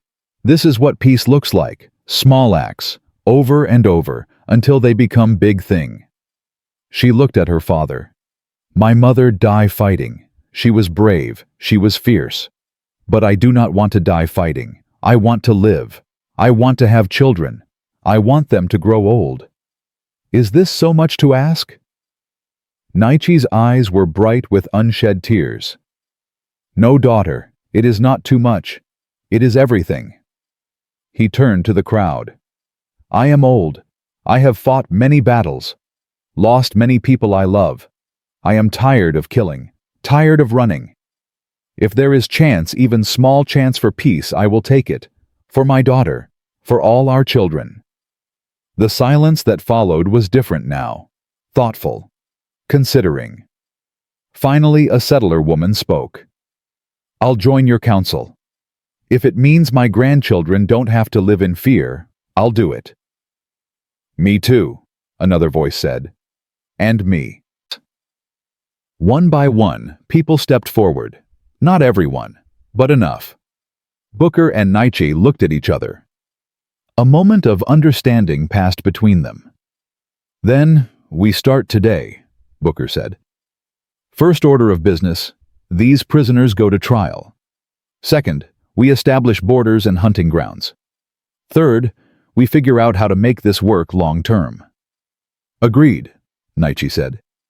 My warriors will escort prisoners to town, show we trust white law to handle white criminals.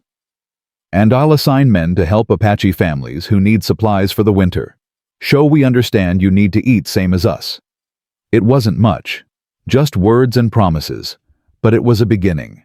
The crowd slowly dispersed, some angry, some hopeful, all uncertain.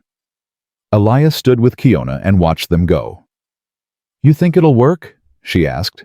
I don't know. Maybe. For a while. What happens when it breaks? Because it will break. Someone will do something stupid. Someone always does. Then we fix it. Build it again. Keep building until it holds. She smiled. You are optimist. No, I'm just tired of being pessimist. It doesn't help anything. Kiona looked at the eagle feather carved into his fence post. I get my 7th token. Complete my test. My father say I can be warrior now. Congratulations. But I learned something more important than fighting. I learned that truest warrior is one who makes peace when war is easier. This is what you teach me, Elias Crane. I didn't teach you anything. You already knew it. Maybe, but you remind me. She touched the necklace he wore. You wear Apache protection, but you give us something more. You give us hope. Show us that mercy is not weakness, that trust is possible. Her father called to her. She mounted her horse. Will I see you again? Elias asked. Yes, at council meetings, and other times, when I need to remember that good people exist in all tribes. She paused. Also, you still owe me a 7th token. The one you gave me is temporary. I must carve a real one. What will it be? A well. To remember that water is life, and life should be given freely to all who thirst. She rode off to join her people. Booker approached Elias as the Apache warriors departed. You did good work here. I gave someone water. You did the real work. No, you showed us how to start. Sometimes that's harder than finishing. Booker extended his hand. Thank you. Elias shook it. What happens now? Now we see if people are better than their worst impulses. If they can choose hope over hate. Booker mounted his horse. My money's on hope, but it's going to be a close fight. He rode off with his men and the prisoners. Elias stood alone in his yard as the sun climbed higher. His ranch neutral ground just yesterday was empty again. Just him and the well and the wide sky. He drew water and drank. Cold, clean, life-giving. A shadow fell across the ground. He looked up. A hawk circled overhead riding the thermals. Free. Elias smiled and got back to work. There was a fence to mend, cattle to feed, a life to live. He'd given water to a stranger and changed the world. Not all at once, not perfectly, but enough. And sometimes enough was everything. 3 weeks later, the council met for the first time. 20 people sat in a circle outside the town hall. 10 settlers, 10 Apache. Arguments broke out immediately. About borders, about hunting rights, about past grievances. But they kept talking, kept listening. And slowly, painfully slowly, they found compromises. It wasn't perfect, but it was progress. Kiona attended representing the young warriors. Samuel Webster represented the militia families who'd lost loved ones. They sat across from each other, these two people who should have been enemies. At one point, Samuel spoke. My sister's name was Catherine. She was 23. She wanted to be a teacher. Kiona listened. Then, my brother's name was Naichu. He was 19. He wanted to be medicine man. They looked at each other across the circle. I'm sorry about your brother, Samuel said. I am sorry about your sister. And in that moment, that small, fragile moment, something shifted. Not forgiveness, not yet, but acknowledgement, recognition, the beginning of something that might one day become healing. Elias watched from the edge of the circle and felt something loosen in his chest. Hope, fragile as a bird's egg, but real. He touched the necklace at his chest and thought about the choice he'd made. The risk he'd taken. Was it worth it? He didn't know yet. Maybe he'd never know. But as he watched sworn enemies talk to each other, really talk, not just shout, he thought maybe it was. The council meeting ended with an agreement. Limited hunting grounds for Apache, protection for settler homesteads, a promise to meet again in 30 days. It wasn't much, but it was enough. As people dispersed, Kiona found Elias. It is working, she said. Not perfect, but working. Yeah. You should be proud. I just gave someone water. You gave more than water. You gave chance. You gave hope. She pressed something into his hand. This is for you.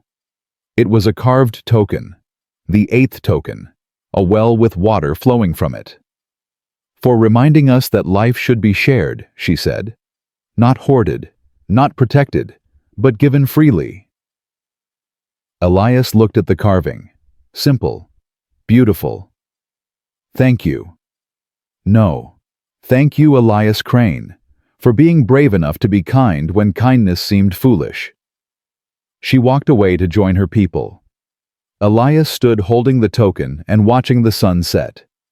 Tomorrow would bring new challenges, new conflicts, new tests of this fragile peace.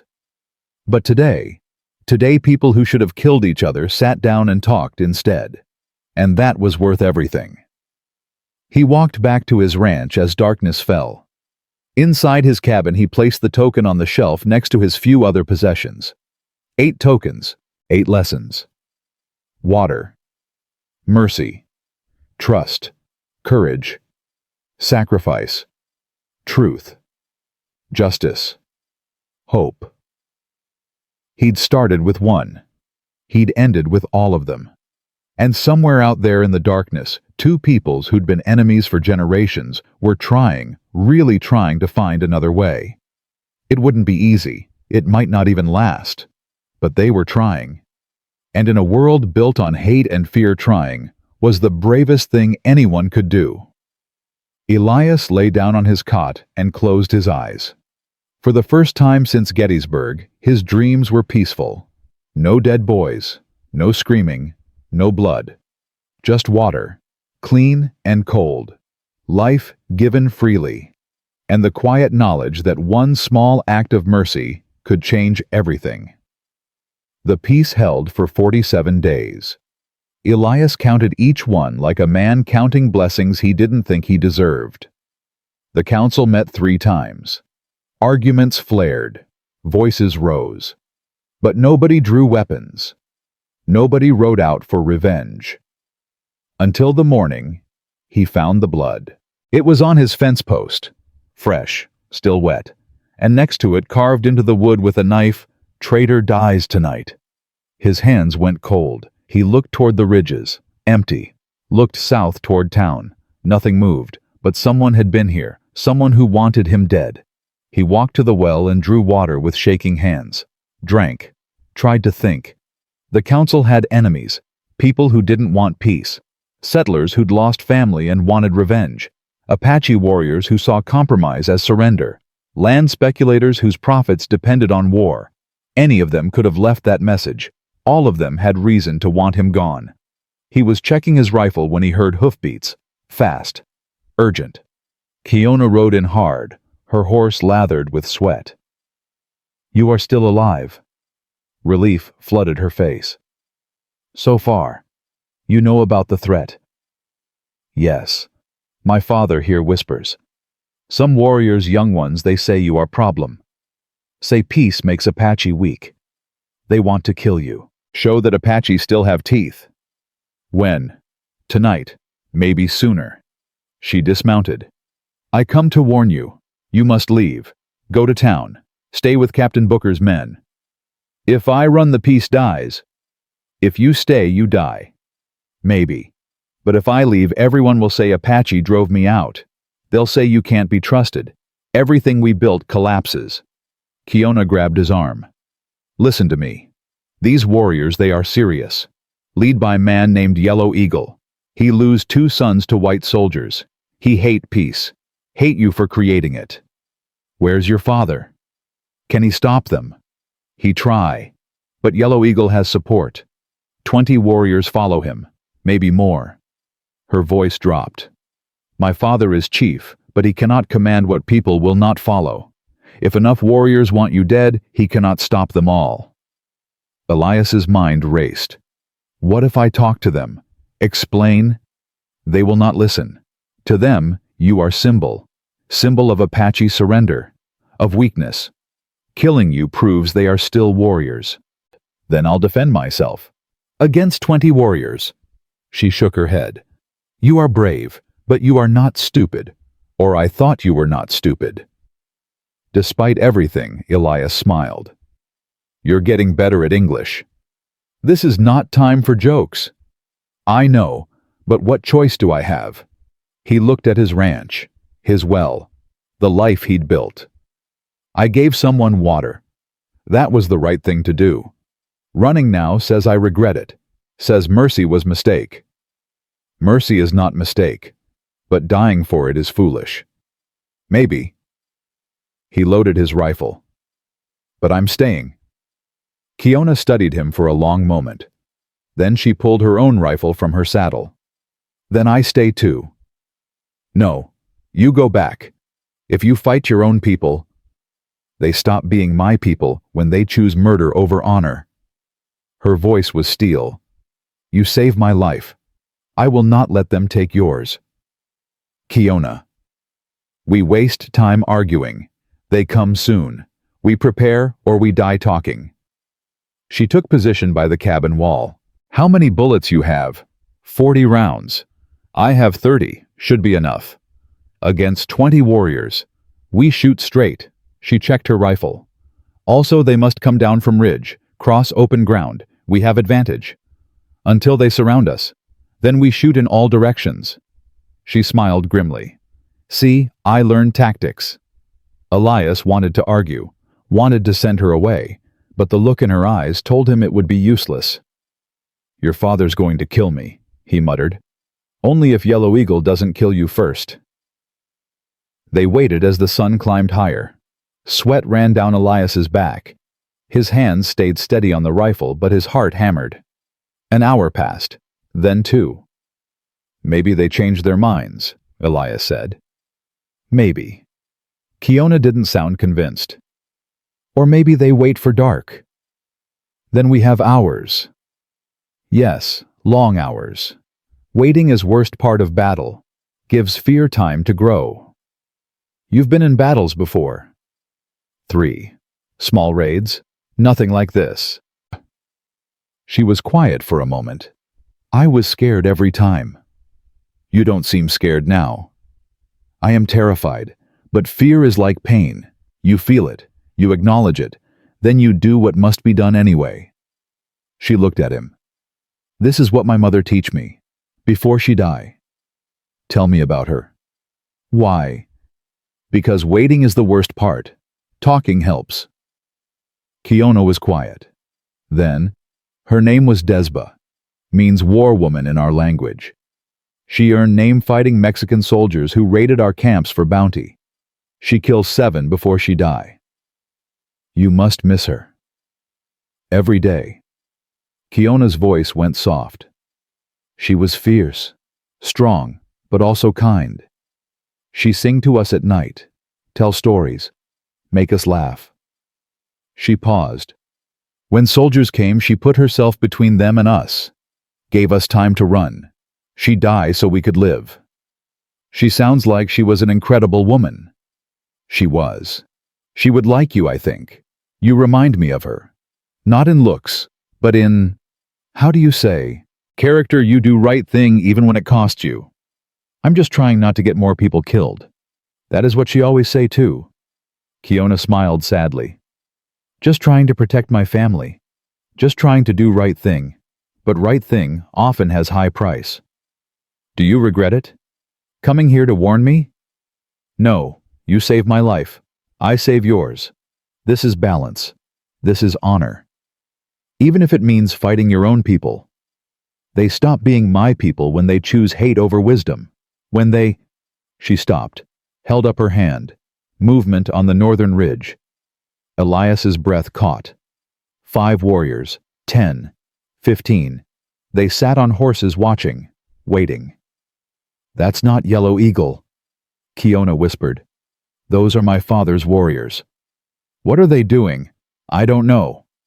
Then more movement. From the south, Captain Booker and a dozen militiamen rode in fast. Booker dismounted and strode to where Elias and Kiona stood. Heard you had trouble coming. How'd you know? Samuel Webster. He's been keeping his ear to the ground. Heard rumors about warriors planning something. Booker looked at the Apache on the ridge. Looks like your father heard the same rumors. My father sent those men, Kiona asked. As if in answer, Chief Naichi rode down from the ridge, alone. He stopped in front of them and spoke in Apache, sharp, commanding. Kiona translated, her voice shaking. He says Yellow Eagle and his warriors are coming. 20 men. They plan to kill Elias. Kill anyone who protects him. Start war. She paused. He says he cannot stop them with words. So he brings warriors. And he asks Captain Booker to stand with him. Against his own people, Booker asked. Against men who choose violence over peace. Naichi spoke in English now, each word deliberate. Yellow Eagle is good warrior. But he is wrong. Killing Elias Crane will not bring back his sons. Will not restore Apache lands. Will only destroy chance for peace. So what do you propose? We stand together, Apache and white men. Show Yellow Eagle that peace is stronger than his hate. That he is outnumbered. That this path leads nowhere but death. You're asking me to help you fight Apache warriors. I am asking you to help me stop war. Naichi's eyes were fierce. This is what Elias Crane show us. That sometimes right thing is hard thing. That sometimes you must stand against your own people to save them from themselves. Booker looked at his men, at the Apache warriors on the ridge, at Elias standing there with a rifle he probably wouldn't be able to use against 20 trained warriors. All right, Booker said. We stand with you. Naichi nodded once. Then he turned to Kiona and spoke in Apache. Longer this time, gentler. Tears ran down Kiona's face as she listened. What did he say? Elias asked. He say he is proud of me. Say I am like my mother. Say I choose honor even when it costs me everything. Say this is what it means to be warrior. She wiped her eyes. He say I am ready. I have passed all tests. Even ones I did not know were tests. Naichi spoke again in English. My daughter earn her place. Not by killing, by choosing when not to kill. This is harder thing, braver thing. He reached into his pouch and pulled out an eagle feather. Long, perfect, sacred. This is yours, he said to Kiona. Your 7th token. You earn it not by taking it from Cliff, but by standing for what is right when everyone else choose wrong. Kiona took the feather with shaking hands. Father, you make me proud, daughter. Your mother would be proud too. Before anyone could respond, a war cry split the air. Yellow Eagle appeared on the western ridge. Warriors flanked him. 20 of them just like Kiona had said. They rode down fast, weapons-ready faces painted for war. But they stopped when they saw what waited for them. Apache warriors on one side, militiamen on the other, and in the center, Chief Naichi standing with Captain Booker. United. Yellow Eagle's horse danced nervously. His eyes swept the assembled forces. He spoke in Apache. angry, defiant. Nietzsche responded, calm but firm. "What are they saying?" Booker asked. Kiona translated quietly. "Yellow Eagle says Elias Crane is traitor to Apache, that peace is surrender, that we must show strength by killing him." Nietzsche spoke again. "My father says Yellow Eagle is wrong, says Elias Crane is not traitor, he is bridge, and burning bridge leaves you trapped on one side forever." Yellow Eagle shouted something. "He says my father has gone soft, says the council is mistake, says Apache should fight until we win or die." Nietzsche's response was longer, more measured. "My father says he has fought for 40 years, killed many white men, lost many friends, buried 2 sons. And what has fighting brought us? Smaller lands, fewer people, children who know only hunger and fear." Kiona's voice broke. "He says he is tired of burying sons, tired of watching children die. He says if that makes him soft, then he will be soft, but at least his daughter will live to have children of her own." Yellow Eagle was quiet for a long moment. Then he spoke, bitter, defeated. "He says my father has betrayed everything Apache stand for." "No." Elias spoke up. Everyone turned to look at him. "Chief Nietzsche hasn't betrayed anything. He's trying to save his people. Same thing Yellow Eagle is trying to do. They just disagree about how." He stepped forward, rifle lowered. "Yellow Eagle, I know you've lost sons. I'm sorry, I truly am. But killing me won't bring them back. It'll just start a war that'll take more sons, more daughters, more fathers." Kiona translated. Yellow Eagle spat and responded. "He says you are white man. You know nothing of Apache loss." "You're right. I'm white, but I know loss. I was at Gettysburg. I watched boys, some not even 15 years old, die screaming in fields of wheat. I held their hands while they bled out. And you know what they all said? Every single one, they wanted their mothers. Didn't matter if they were Union or Confederate, North or South, white or black. They all wanted their mothers." Elias's voice cracked. "Your sons probably wanted you, in those last moments. And I bet it killed you that you weren't there, that you couldn't save them." Kiona translated through her tears. Yellow Eagle's face was stone, but something flickered in his eyes. "I can't bring your sons back," Elias continued. "Nobody can. But you can honor their memory. Not by creating more dead sons, but by making sure other fathers don't have to bury their children, that other warriors don't have to die for land that should belong to all of us." Yellow Eagle sat motionless on his horse. Nietzsche spoke again, soft, almost pleading. "My father says he understands Yellow Eagle's pain, says he feels same pain, says every father here, Apache and white, has lost someone. Says we can keep killing each other until nobody is left, or we can try to build something our children can inherit." The silence stretched out, painful, heavy. Then Yellow Eagle spoke. One word. "He says no," Kiona translated. "He says he cannot accept peace while his son's blood cries for revenge." Yellow Eagle raised his rifle. 20 warriors raised theirs. On the ridge, Nietzsche's warriors raised theirs. Booker's militiamen did the same. 40 guns pointed at 40 targets. Fingers on triggers. One shot away from massacre. "Wait!" Samuel Webster pushed through the militia line. Yellow Eagle. Everyone froze. Samuel walked forward until he stood between both armies, alone, unarmed. "I don't speak Apache," Samuel said. "But someone translate for me, please." Kiona did. "My sister Catherine died in an Apache raid last year. She was 23. I loved her more than anything." Samuel's voice shook. "When she died, I wanted revenge. Wanted to kill every Apache I could find. Make them hurt the way I hurt." He pulled something from his pocket. The carved token Kiona had given him. "But this woman, this Apache warrior, gave me this. Told me about her brother who died. About her mother who died.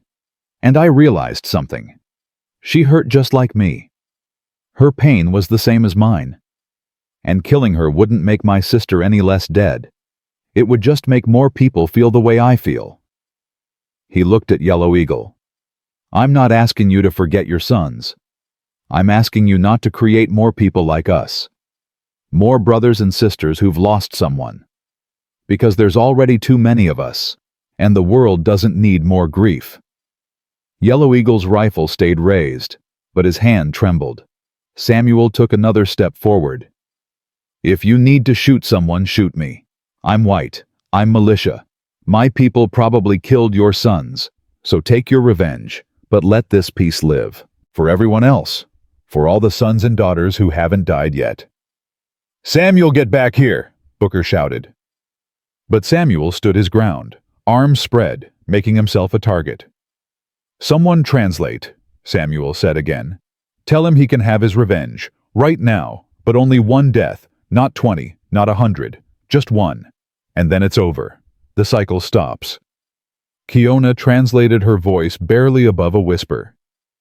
Yellow Eagle lowered his rifle, looked at Samuel, at the armies poised for war, at Naichi standing with his daughter. He spoke. Long. Heavy. Kiona wiped her eyes and translated. He says Samuel is brave. Says he reminds him of his younger son. Says his son also believed in honor, in sacrifice. Yellow Eagle continued. He says he has thought about his sons every day since they die, wondered what they would want. Would they want more war, more death, or would they want Apache to survive, to adapt, to live? Yellow Eagle's shoulders sagged. The fight went out of him like water from a broken vessel. He says his sons would want Apache to live, even if it means making peace with white men, even if it means letting go of revenge. Kiona's voice broke. He says he will not shoot, will not start war. But he will not join council either. Cannot betray his son's memory by sitting with white men. He will go north, take his warriors, live in old ways until he dies. Naichi spoke. My father says he understands. Says Yellow Eagle must do what his heart demands. But he asks one thing. Come to next council meeting. Just one. Listen. If Yellow Eagle still wants to leave after my father will not stop him. Yellow Eagle was quiet for a long time. Then he nodded once. The tension shattered like glass. Warriors lowered their rifles. Militiamen exhaled. Samuel's legs gave out and he sat down hard in the dirt. Elias ran to him. You damn fool! You could have been killed. Yeah, but I wasn't. Samuel laughed shakily. Did that really just happen? You stopped a war. No, we all did. Samuel looked at Yellow Eagle. I just hope it holds.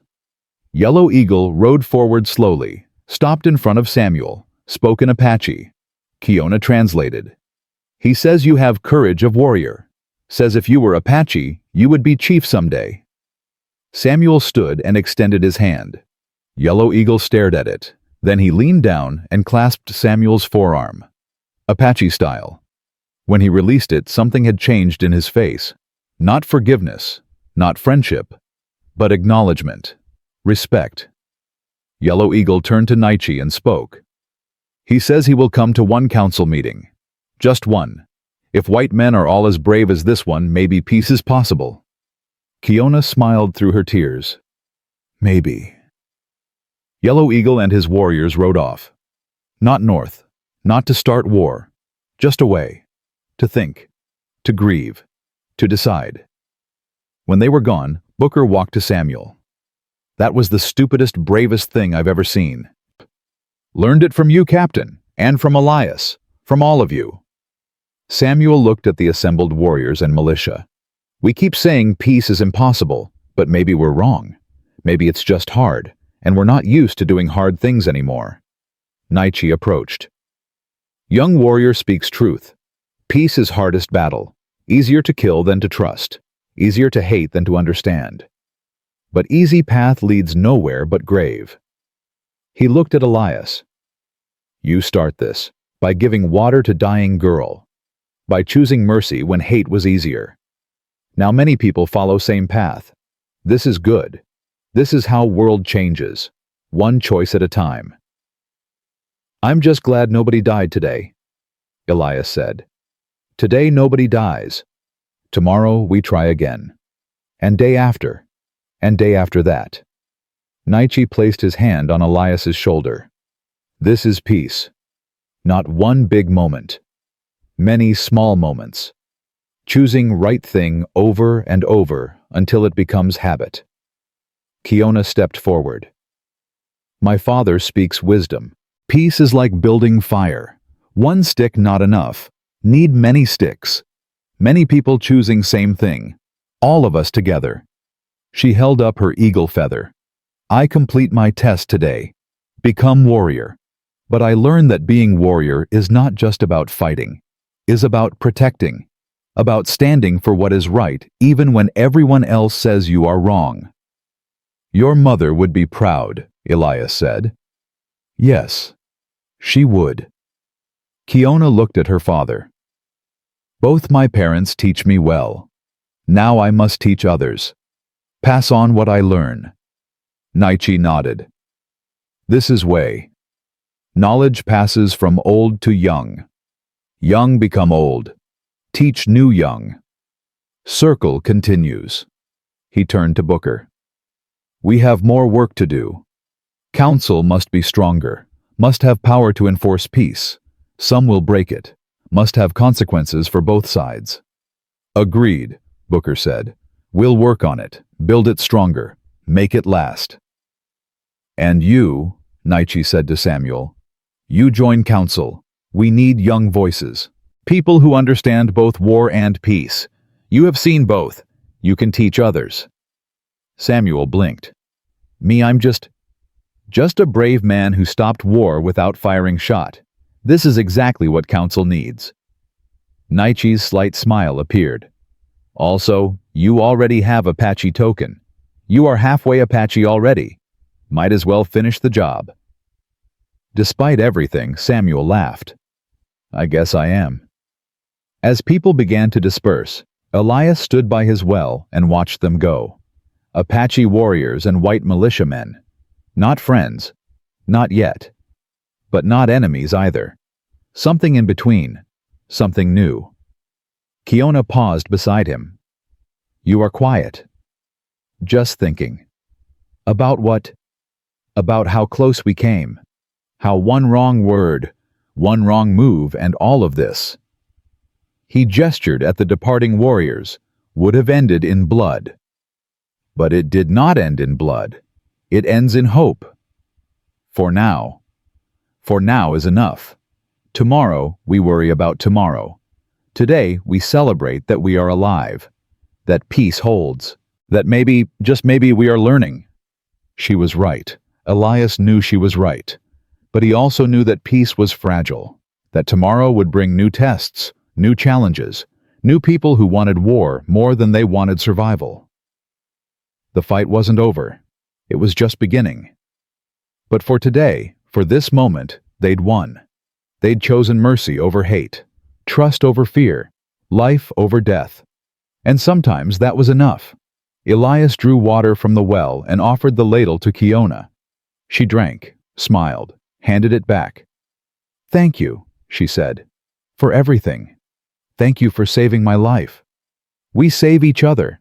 This is what friends do. Friends. The word settled warm in his chest. Yeah, Elias said. This is what friends do. She mounted her horse and rode off to join her people. Elias stood by the well as the sun began its descent. His ranch was empty again. Quiet. But it was a different quiet now. Not the quiet of isolation. The quiet of peace. And that made all the difference. 6 months passed before the real test came. The council had met 12 times. Border disputes settled. Hunting rights negotiated.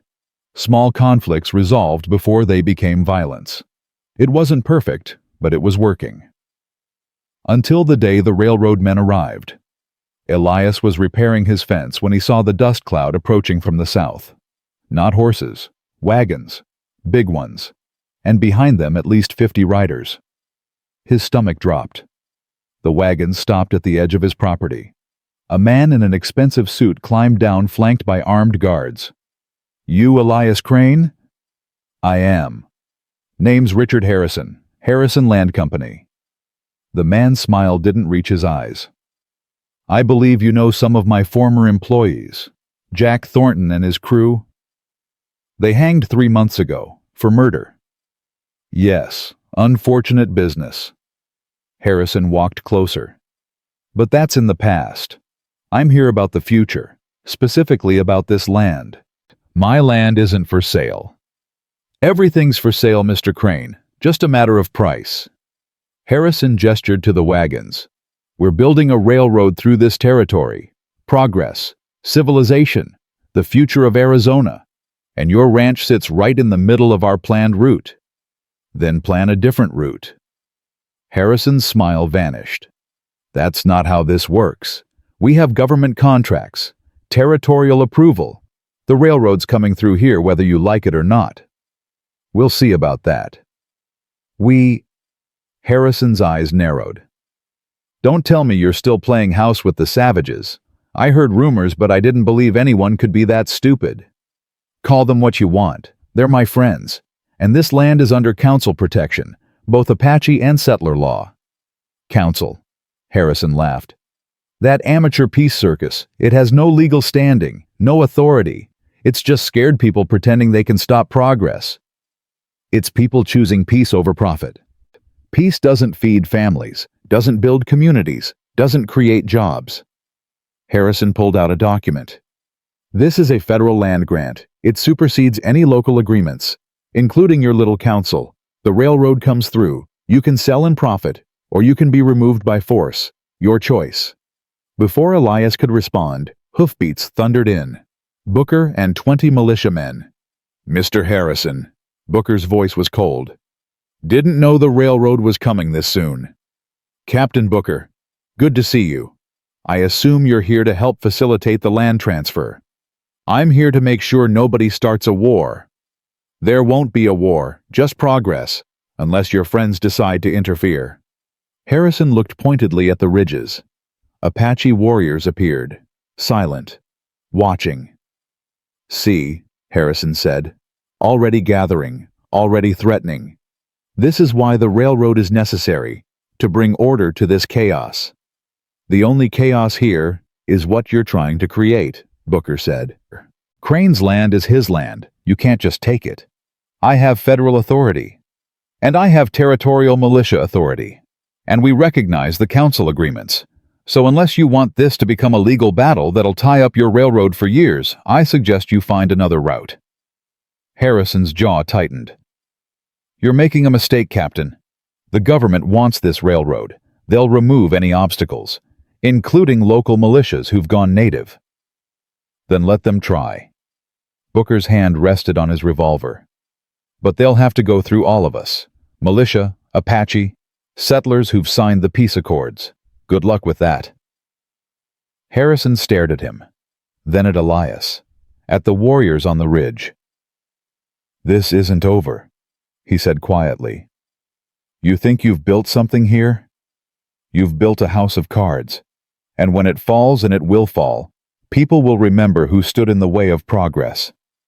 He climbed back into his wagon. "We'll be back, with more men, with federal marshals if necessary. Enjoy your peace while it lasts." The wagons rolled out, leaving dust and tension in their wake. Booker turned to Elias. "He's not bluffing.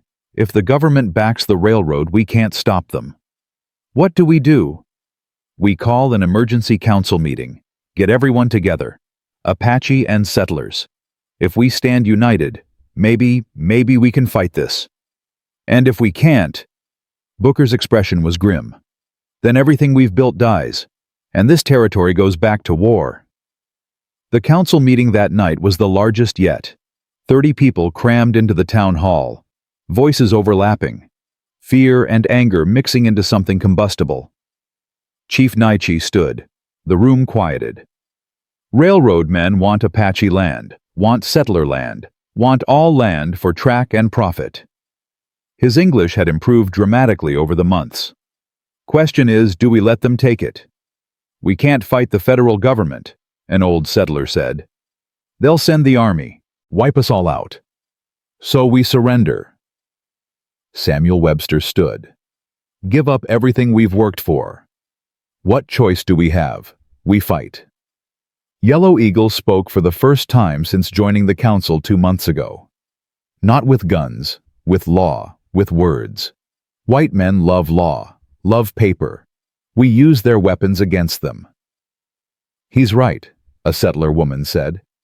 "We petition the territorial governor. Show him what we've built here. Show him the pieceworks. Ask him to reroute the railroad. And if he says no, then we go higher, to Washington if we have to." "That'll take months," Booker said. "Maybe years. Harrison won't wait that long." "Then we buy time." Nietzsche looked at Elias. "Harrison want your land most. Is center of railroad route. If you sell to Apache instead, railroad must go around." Elias blinked. "Sell my land to you? Not sell. Trade. You keep your home. Keep your well. But land belongs to tribe. Protected by treaty. Railroad cannot take treaty land without federal approval. And federal approval takes long time. Gives us time to fight. But if the government decides against us, you lose the land too. Then we lose together, as friends should." The room fell silent. "It might work," Booker said slowly. "Treaty land has different protections. Federal government's been trying to avoid Indian conflicts. Too expensive. Too bloody. If we make it clear that taking this land means war with the Apache, and with settlers who've signed peace accords," Samuel added, "we make it clear we stand with the Apache. We fight together." "You would do this?" Yellow Eagle looked at Samuel. "Risk everything for Apache land." "It's not just Apache land anymore. It's all our land. We share it. We protect it. Together." Yellow Eagle nodded slowly. "You have honor. All of you. This is good." Kiona stood. "My father's plan is wise. But we must also prepare for war. Not because we want it, but because Harrison will not give up easily. He will bring men, try to force us out. We must be ready." "She's right," Booker said. "We organize patrols, mixed Apache and militia, protect the land until the legal issues are resolved. Show Harrison we're serious." "And we spread the word," the settler woman said. "Tell other towns, other settlements. Show them pieceworks. Get them to pressure the governor. Safety in numbers." The council voted, unanimous. Elias would transfer his land to Apache Trust. The council would fight the railroad through legal means. And everyone would prepare for the possibility that legal wouldn't be enough. After the meeting, Elias stood outside with Nietzsche and Kiona. "You didn't have to do this," Elias said. "Yes, we did. You give my daughter water when she was dying. You give us chance for peace when we had only war. Now we give you protection when you need it. This is balance. This is honor. But if we lose, then we lose together." Nietzsche gripped his shoulder. "But we will not lose. We have something Harrison does not. We have truth. We have justice. And we have people who believe in both. Truth doesn't always win. No, but it is only thing worth fighting for." Nietzsche released him. "Get rest. Tomorrow we begin. We fight railroad. We fight hate. We fight for future where my grandchildren and your grandchildren can live in peace." Grandchildren. The word hung in the air. Elias had never thought that far ahead. But maybe he should start. The next 3 months were a blur of activity. Petitions drafted, letters sent, delegations to the territorial capital. Newspapers picked up the story. "White settlers and Apache unite against railroad," the headlines read. Some called it inspiring. Others called it treason. Harrison pushed back hard. He brought in more men, tried to intimidate council members, threatened violence. But every time his men showed up, they found Apache warriors and militia standing together, ready, unified. The standoff held. Until the day federal marshals arrived with eviction orders. Elias was in the fields when he heard the commotion. He ran back to find 6 marshals on his property backed by 20 railroad guards. "Elias Crane, you're being evicted under federal authority. You have 1 hour to gather your possessions and vacate the premises. This land is under Apache trust. You can't evict me." The trust was never properly filed. It has no legal standing. The marshal held up papers. "This is from the territorial court. The land reverts to federal control. The railroad has right of way." "That's a lie. We filed everything properly. I have copies. Your copies are forgeries. The originals were never received." Elias's blood ran cold. "Harrison bribed someone." "I don't know anything about that. I'm just enforcing the law." The marshal gestured to his men. "You have 1 hour." Before Elias could respond, war cries filled the air. Apache warriors appeared on every ridge. Hundreds of them, more than Elias had ever seen. The marshal's horses spooked. Railroad guards reached for their weapons. "Don't!" Booker's voice cut through the tension. He rode in with 50 militiamen. "You draw those guns, people die. Lots of people." "Captain Booker, you're interfering with federal officers." "I'm preventing a massacre. There's a difference." Booker dismounted. "Those papers are fraudulent. We have witnesses who saw Harrison bribe a court clerk. We have proof." "Then present it in court." "We will, but not by letting you steal land while we do it." The marshal looked at the Apache warriors, at the militia, at the railroad guards, who were suddenly very aware they were outnumbered 10-1. "This is illegal," the marshal said. "You're obstructing justice." "No, we're protecting it." Booker's voice was steel.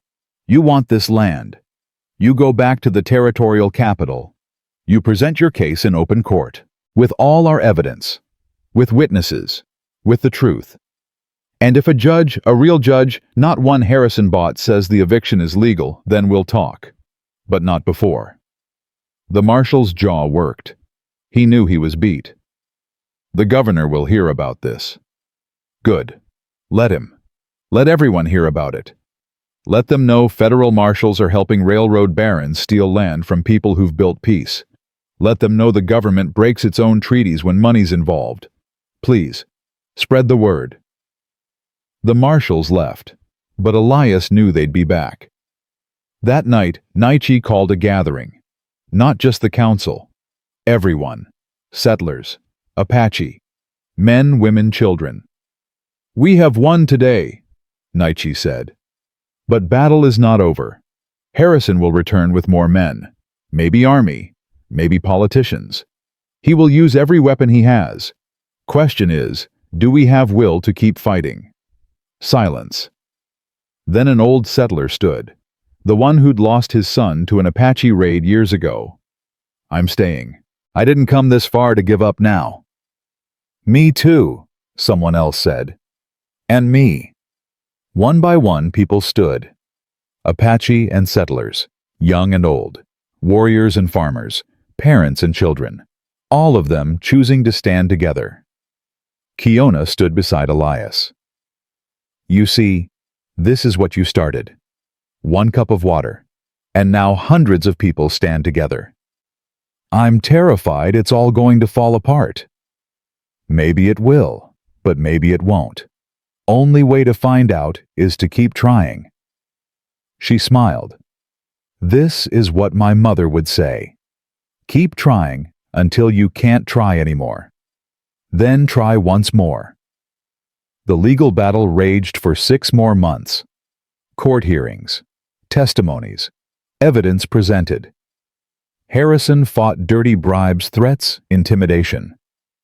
But the council fought back with truth, and slowly, painfully slowly, the truth began to win. A federal judge ruled the eviction invalid. The Apache trust was legitimate. The railroad would have to find another route. Harrison appealed. Lost again. He tried to bribe the governor. The governor refused. Too many eyes watching now. Too much public support for the Arizona Peace Council, as newspapers were calling it. Finally, Harrison gave up. The railroad went around, 20 miles out of the way, cost him millions, but it went around.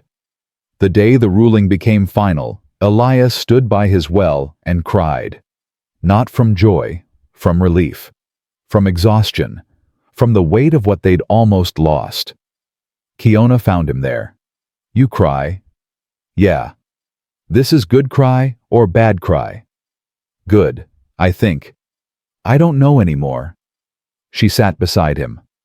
We win, Elias. We actually win. For now. Stop saying for now. We win. Accept it. Celebrate it. She punched his shoulder. You are worst winner I ever meet. Despite everything, he laughed. Sorry, I'm just waiting for the other shoe to drop. What shoe? What does shoe have to do with anything? It's an expression. It means never mind. They sat in comfortable silence for a moment. My father wants to give you something, Kiona said. For everything you do, for starting this, for never giving up. I don't need anything. Too bad. You get it anyway. Apache tradition. When someone saves tribe honors them. She stood. Come. Council gathers tonight. Big ceremony. You must attend. I don't like ceremonies. Too bad. You come anyway. That night, more people gathered than Elias had ever seen. The council had grown to 50 members. But tonight, hundreds attended. Settlers. Apache. Children running between the groups, playing together like it was the most natural thing in the world. Maybe someday it would be. Naichi stood at the center. When he spoke, his voice carried across the crowd. 6 months ago, one man gave water to dying girl. Simple act. But that act changed everything. Showed us that mercy is possible, that peace is possible, that we do not have to be enemies forever. He gestured to Elias. Elias Crane, come forward. Elias's face burned as he walked through the crowd. Everyone was watching. Naichi continued. In Apache tradition, when someone saves tribe, they become part of tribe. Not by blood, but by choice, by action, by honor.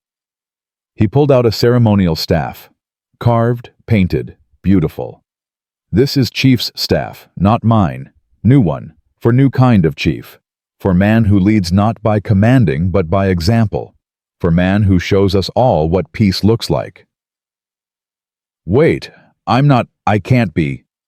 You are honorary chief of Peace Council, Naichi said firmly. You speak for both Apache and settlers. You are bridge. You keep us together. This is your duty now. Your honor, your burden. He held out the staff.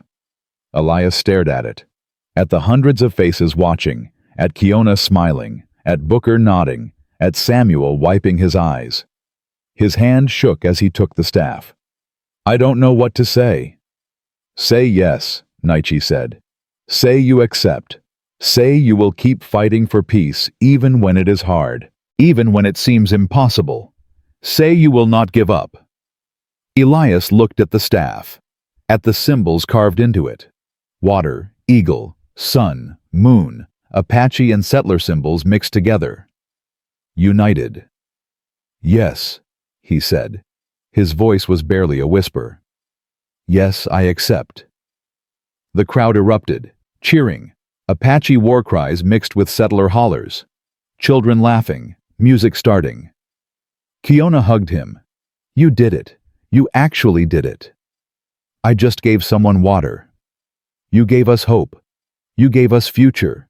You gave us proof that impossible things can happen if enough people believe. She pulled back. My mother would have loved you, would have called you quiet warrior, the ones who fight without weapons, who win without bloodshed, who change world without anyone noticing until it is already changed. Your mother sounds wise. She was. And she would be proud of what we build here, what you help us build. The celebration went long into the night. Apache and settlers sharing food, telling stories, teaching each other songs. Children falling asleep in mixed groups, not caring who was Apache and who was white. Just caring that they were safe, fed, loved. Elias sat on the edge of it all watching. The staff rested against his knee. Booker sat beside him. Quite a night. Yeah. You know what this means, right? You're responsible now, for all of this. If it fails. It's my fault, I know. No, I was going to say if it fails, it won't be for lack of trying. We all did this. Together. But you started it. You showed us it was possible. That's worth more than you know. I'm scared, Jeremiah. Scared I'll mess this up. Scared I'll let everyone down. Good. Fear keeps you careful, keeps you honest. Booker stood. But don't let fear stop you. We need you. All of us. Apache settlers, everyone in between. We need someone who remembers why we started this. Someone who won't forget that it all began with one act of mercy. He walked away, leaving Elias with the staff and his thoughts. Yellow Eagle approached. He'd been quiet all evening. Watching. Judging. He sat where Booker had been. You are good man, he said in halting English. Wrong about you. Wrong about peace. My sons. They want me to be happy, not angry. Want me to live, not just survive. I'm sorry about your sons. I know. Everyone's sorry, but you do more than sorry. You do something. You change world. This is what matters. Actions, not words. He stood and placed his hand on Elias's shoulder. You have my respect. Have my protection. Have my friendship. This is not easy for me to say, but is truth. Then he walked away, leaving Elias staring after him. Samuel approached next. He just said he's your friend. Yellow Eagle, the man who wanted to kill you 6 months ago. You know what that means? That people can change. That you've created something real. Something that lasts. Something worth protecting. It feels fragile. Everything worth having is fragile. Love, trust, peace. That's what makes them precious. Samuel smiled. Get used to that, staff. You're going to be carrying it for a long time. As the night wore on and the celebration continued, Elias found himself walking back to his ranch. Alone, needing quiet. He stood by the well and looked at the staff. At the symbols. At the weight of responsibility it represented. I just gave someone water, he thought. How did it become all this? But he knew the answer. Small acts create ripples. Ripples become waves. Waves reshape the shore. 1 cup of water had saved Kiona's life. That act of mercy had saved hundreds more. A shadow moved beside him. Kiona. You leave your own party. Needed air. Liar. You needed to think, to worry, to doubt. She sat on the fence. This is who you are. Man who doubts, who questions, who never believes he is good enough. Maybe I'm not. Maybe none of us are. But we try anyway. This is courage, not absence of doubt, but presence of action despite doubt. She was right. She was always right. What happens now? Elias asked. Now we live, we build, we continue. Some days will be hard, some days will feel impossible, but we continue. Because giving up means all of this. She gestured to the celebration in the distance. Means nothing. And I will not let it mean nothing. Neither will you. How do you know? Because you gave water to enemy when you could have walked away. Because you stood between armies when you could have run. Because you keep choosing hard thing over easy thing. This is who you are, and you will not change now. She slid off the fence. Get rest. Tomorrow council has work. Disputes to settle. Plans to make. Future to build. And you are chief now. You must lead. She walked back toward the celebration, leaving Elias alone with the staff and the stars. He drew water from the well. Drank. The water was cold and clean and perfect. This is where it started, he thought. Right here. 1 cup of water for someone who needed it. And from that simple act, everything had changed. Not immediately, not easily, but absolutely. Peace was possible, not because hate disappeared, it didn't. Not because everyone agreed they didn't, but because enough people chose mercy over violence, chose trust over fear, chose to build bridges instead of walls. And that was enough.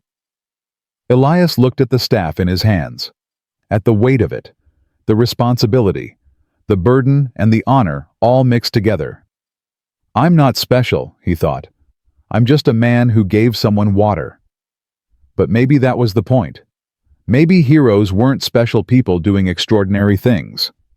Maybe they were ordinary people doing simple acts of kindness. And maybe the world changed not through grand gestures, but through 10,000 small choices, 10,000 acts of mercy, 10,000 cups of water given to people who thirsted. He'd started with one.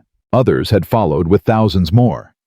And somewhere out there, more people were choosing kindness, choosing peace, building bridges one stone at a time. It was slow work, hard work, the kind of work that never truly finished. But it was worth doing. Elias Crane had given water to a dying Apache girl, and in doing so had discovered something profound, that mercy was stronger than hate, that peace was possible even in the most hostile territory, and that one person's choice to do right could inspire hundreds of others to do the same. The test wasn't over. It would never be over. Every day brought new challenges, new conflicts, new opportunities to choose war or peace. But Elias knew which choice he'd make. The same choice he'd made that day at the well. The same choice he'd make tomorrow and every day after. He'd choose mercy. He'd choose peace. He'd choose to see people not enemies. And he'd keep fighting for a world where everyone Apache and settler warrior and farmer parent and child could live without fear. That was worth everything. That was worth a lifetime of work. And as he stood there under the Arizona stars holding a chief's staff, he'd never wanted, but would carry with honor, Elias. Crane understood something fundamental about courage. It wasn't about never being afraid. It was about being terrified and doing the right thing anyway. Not just once, but over and over again until mercy became habit and peace became possible. He'd given water to a stranger and the world had changed. Not because he was special, but because mercy always was.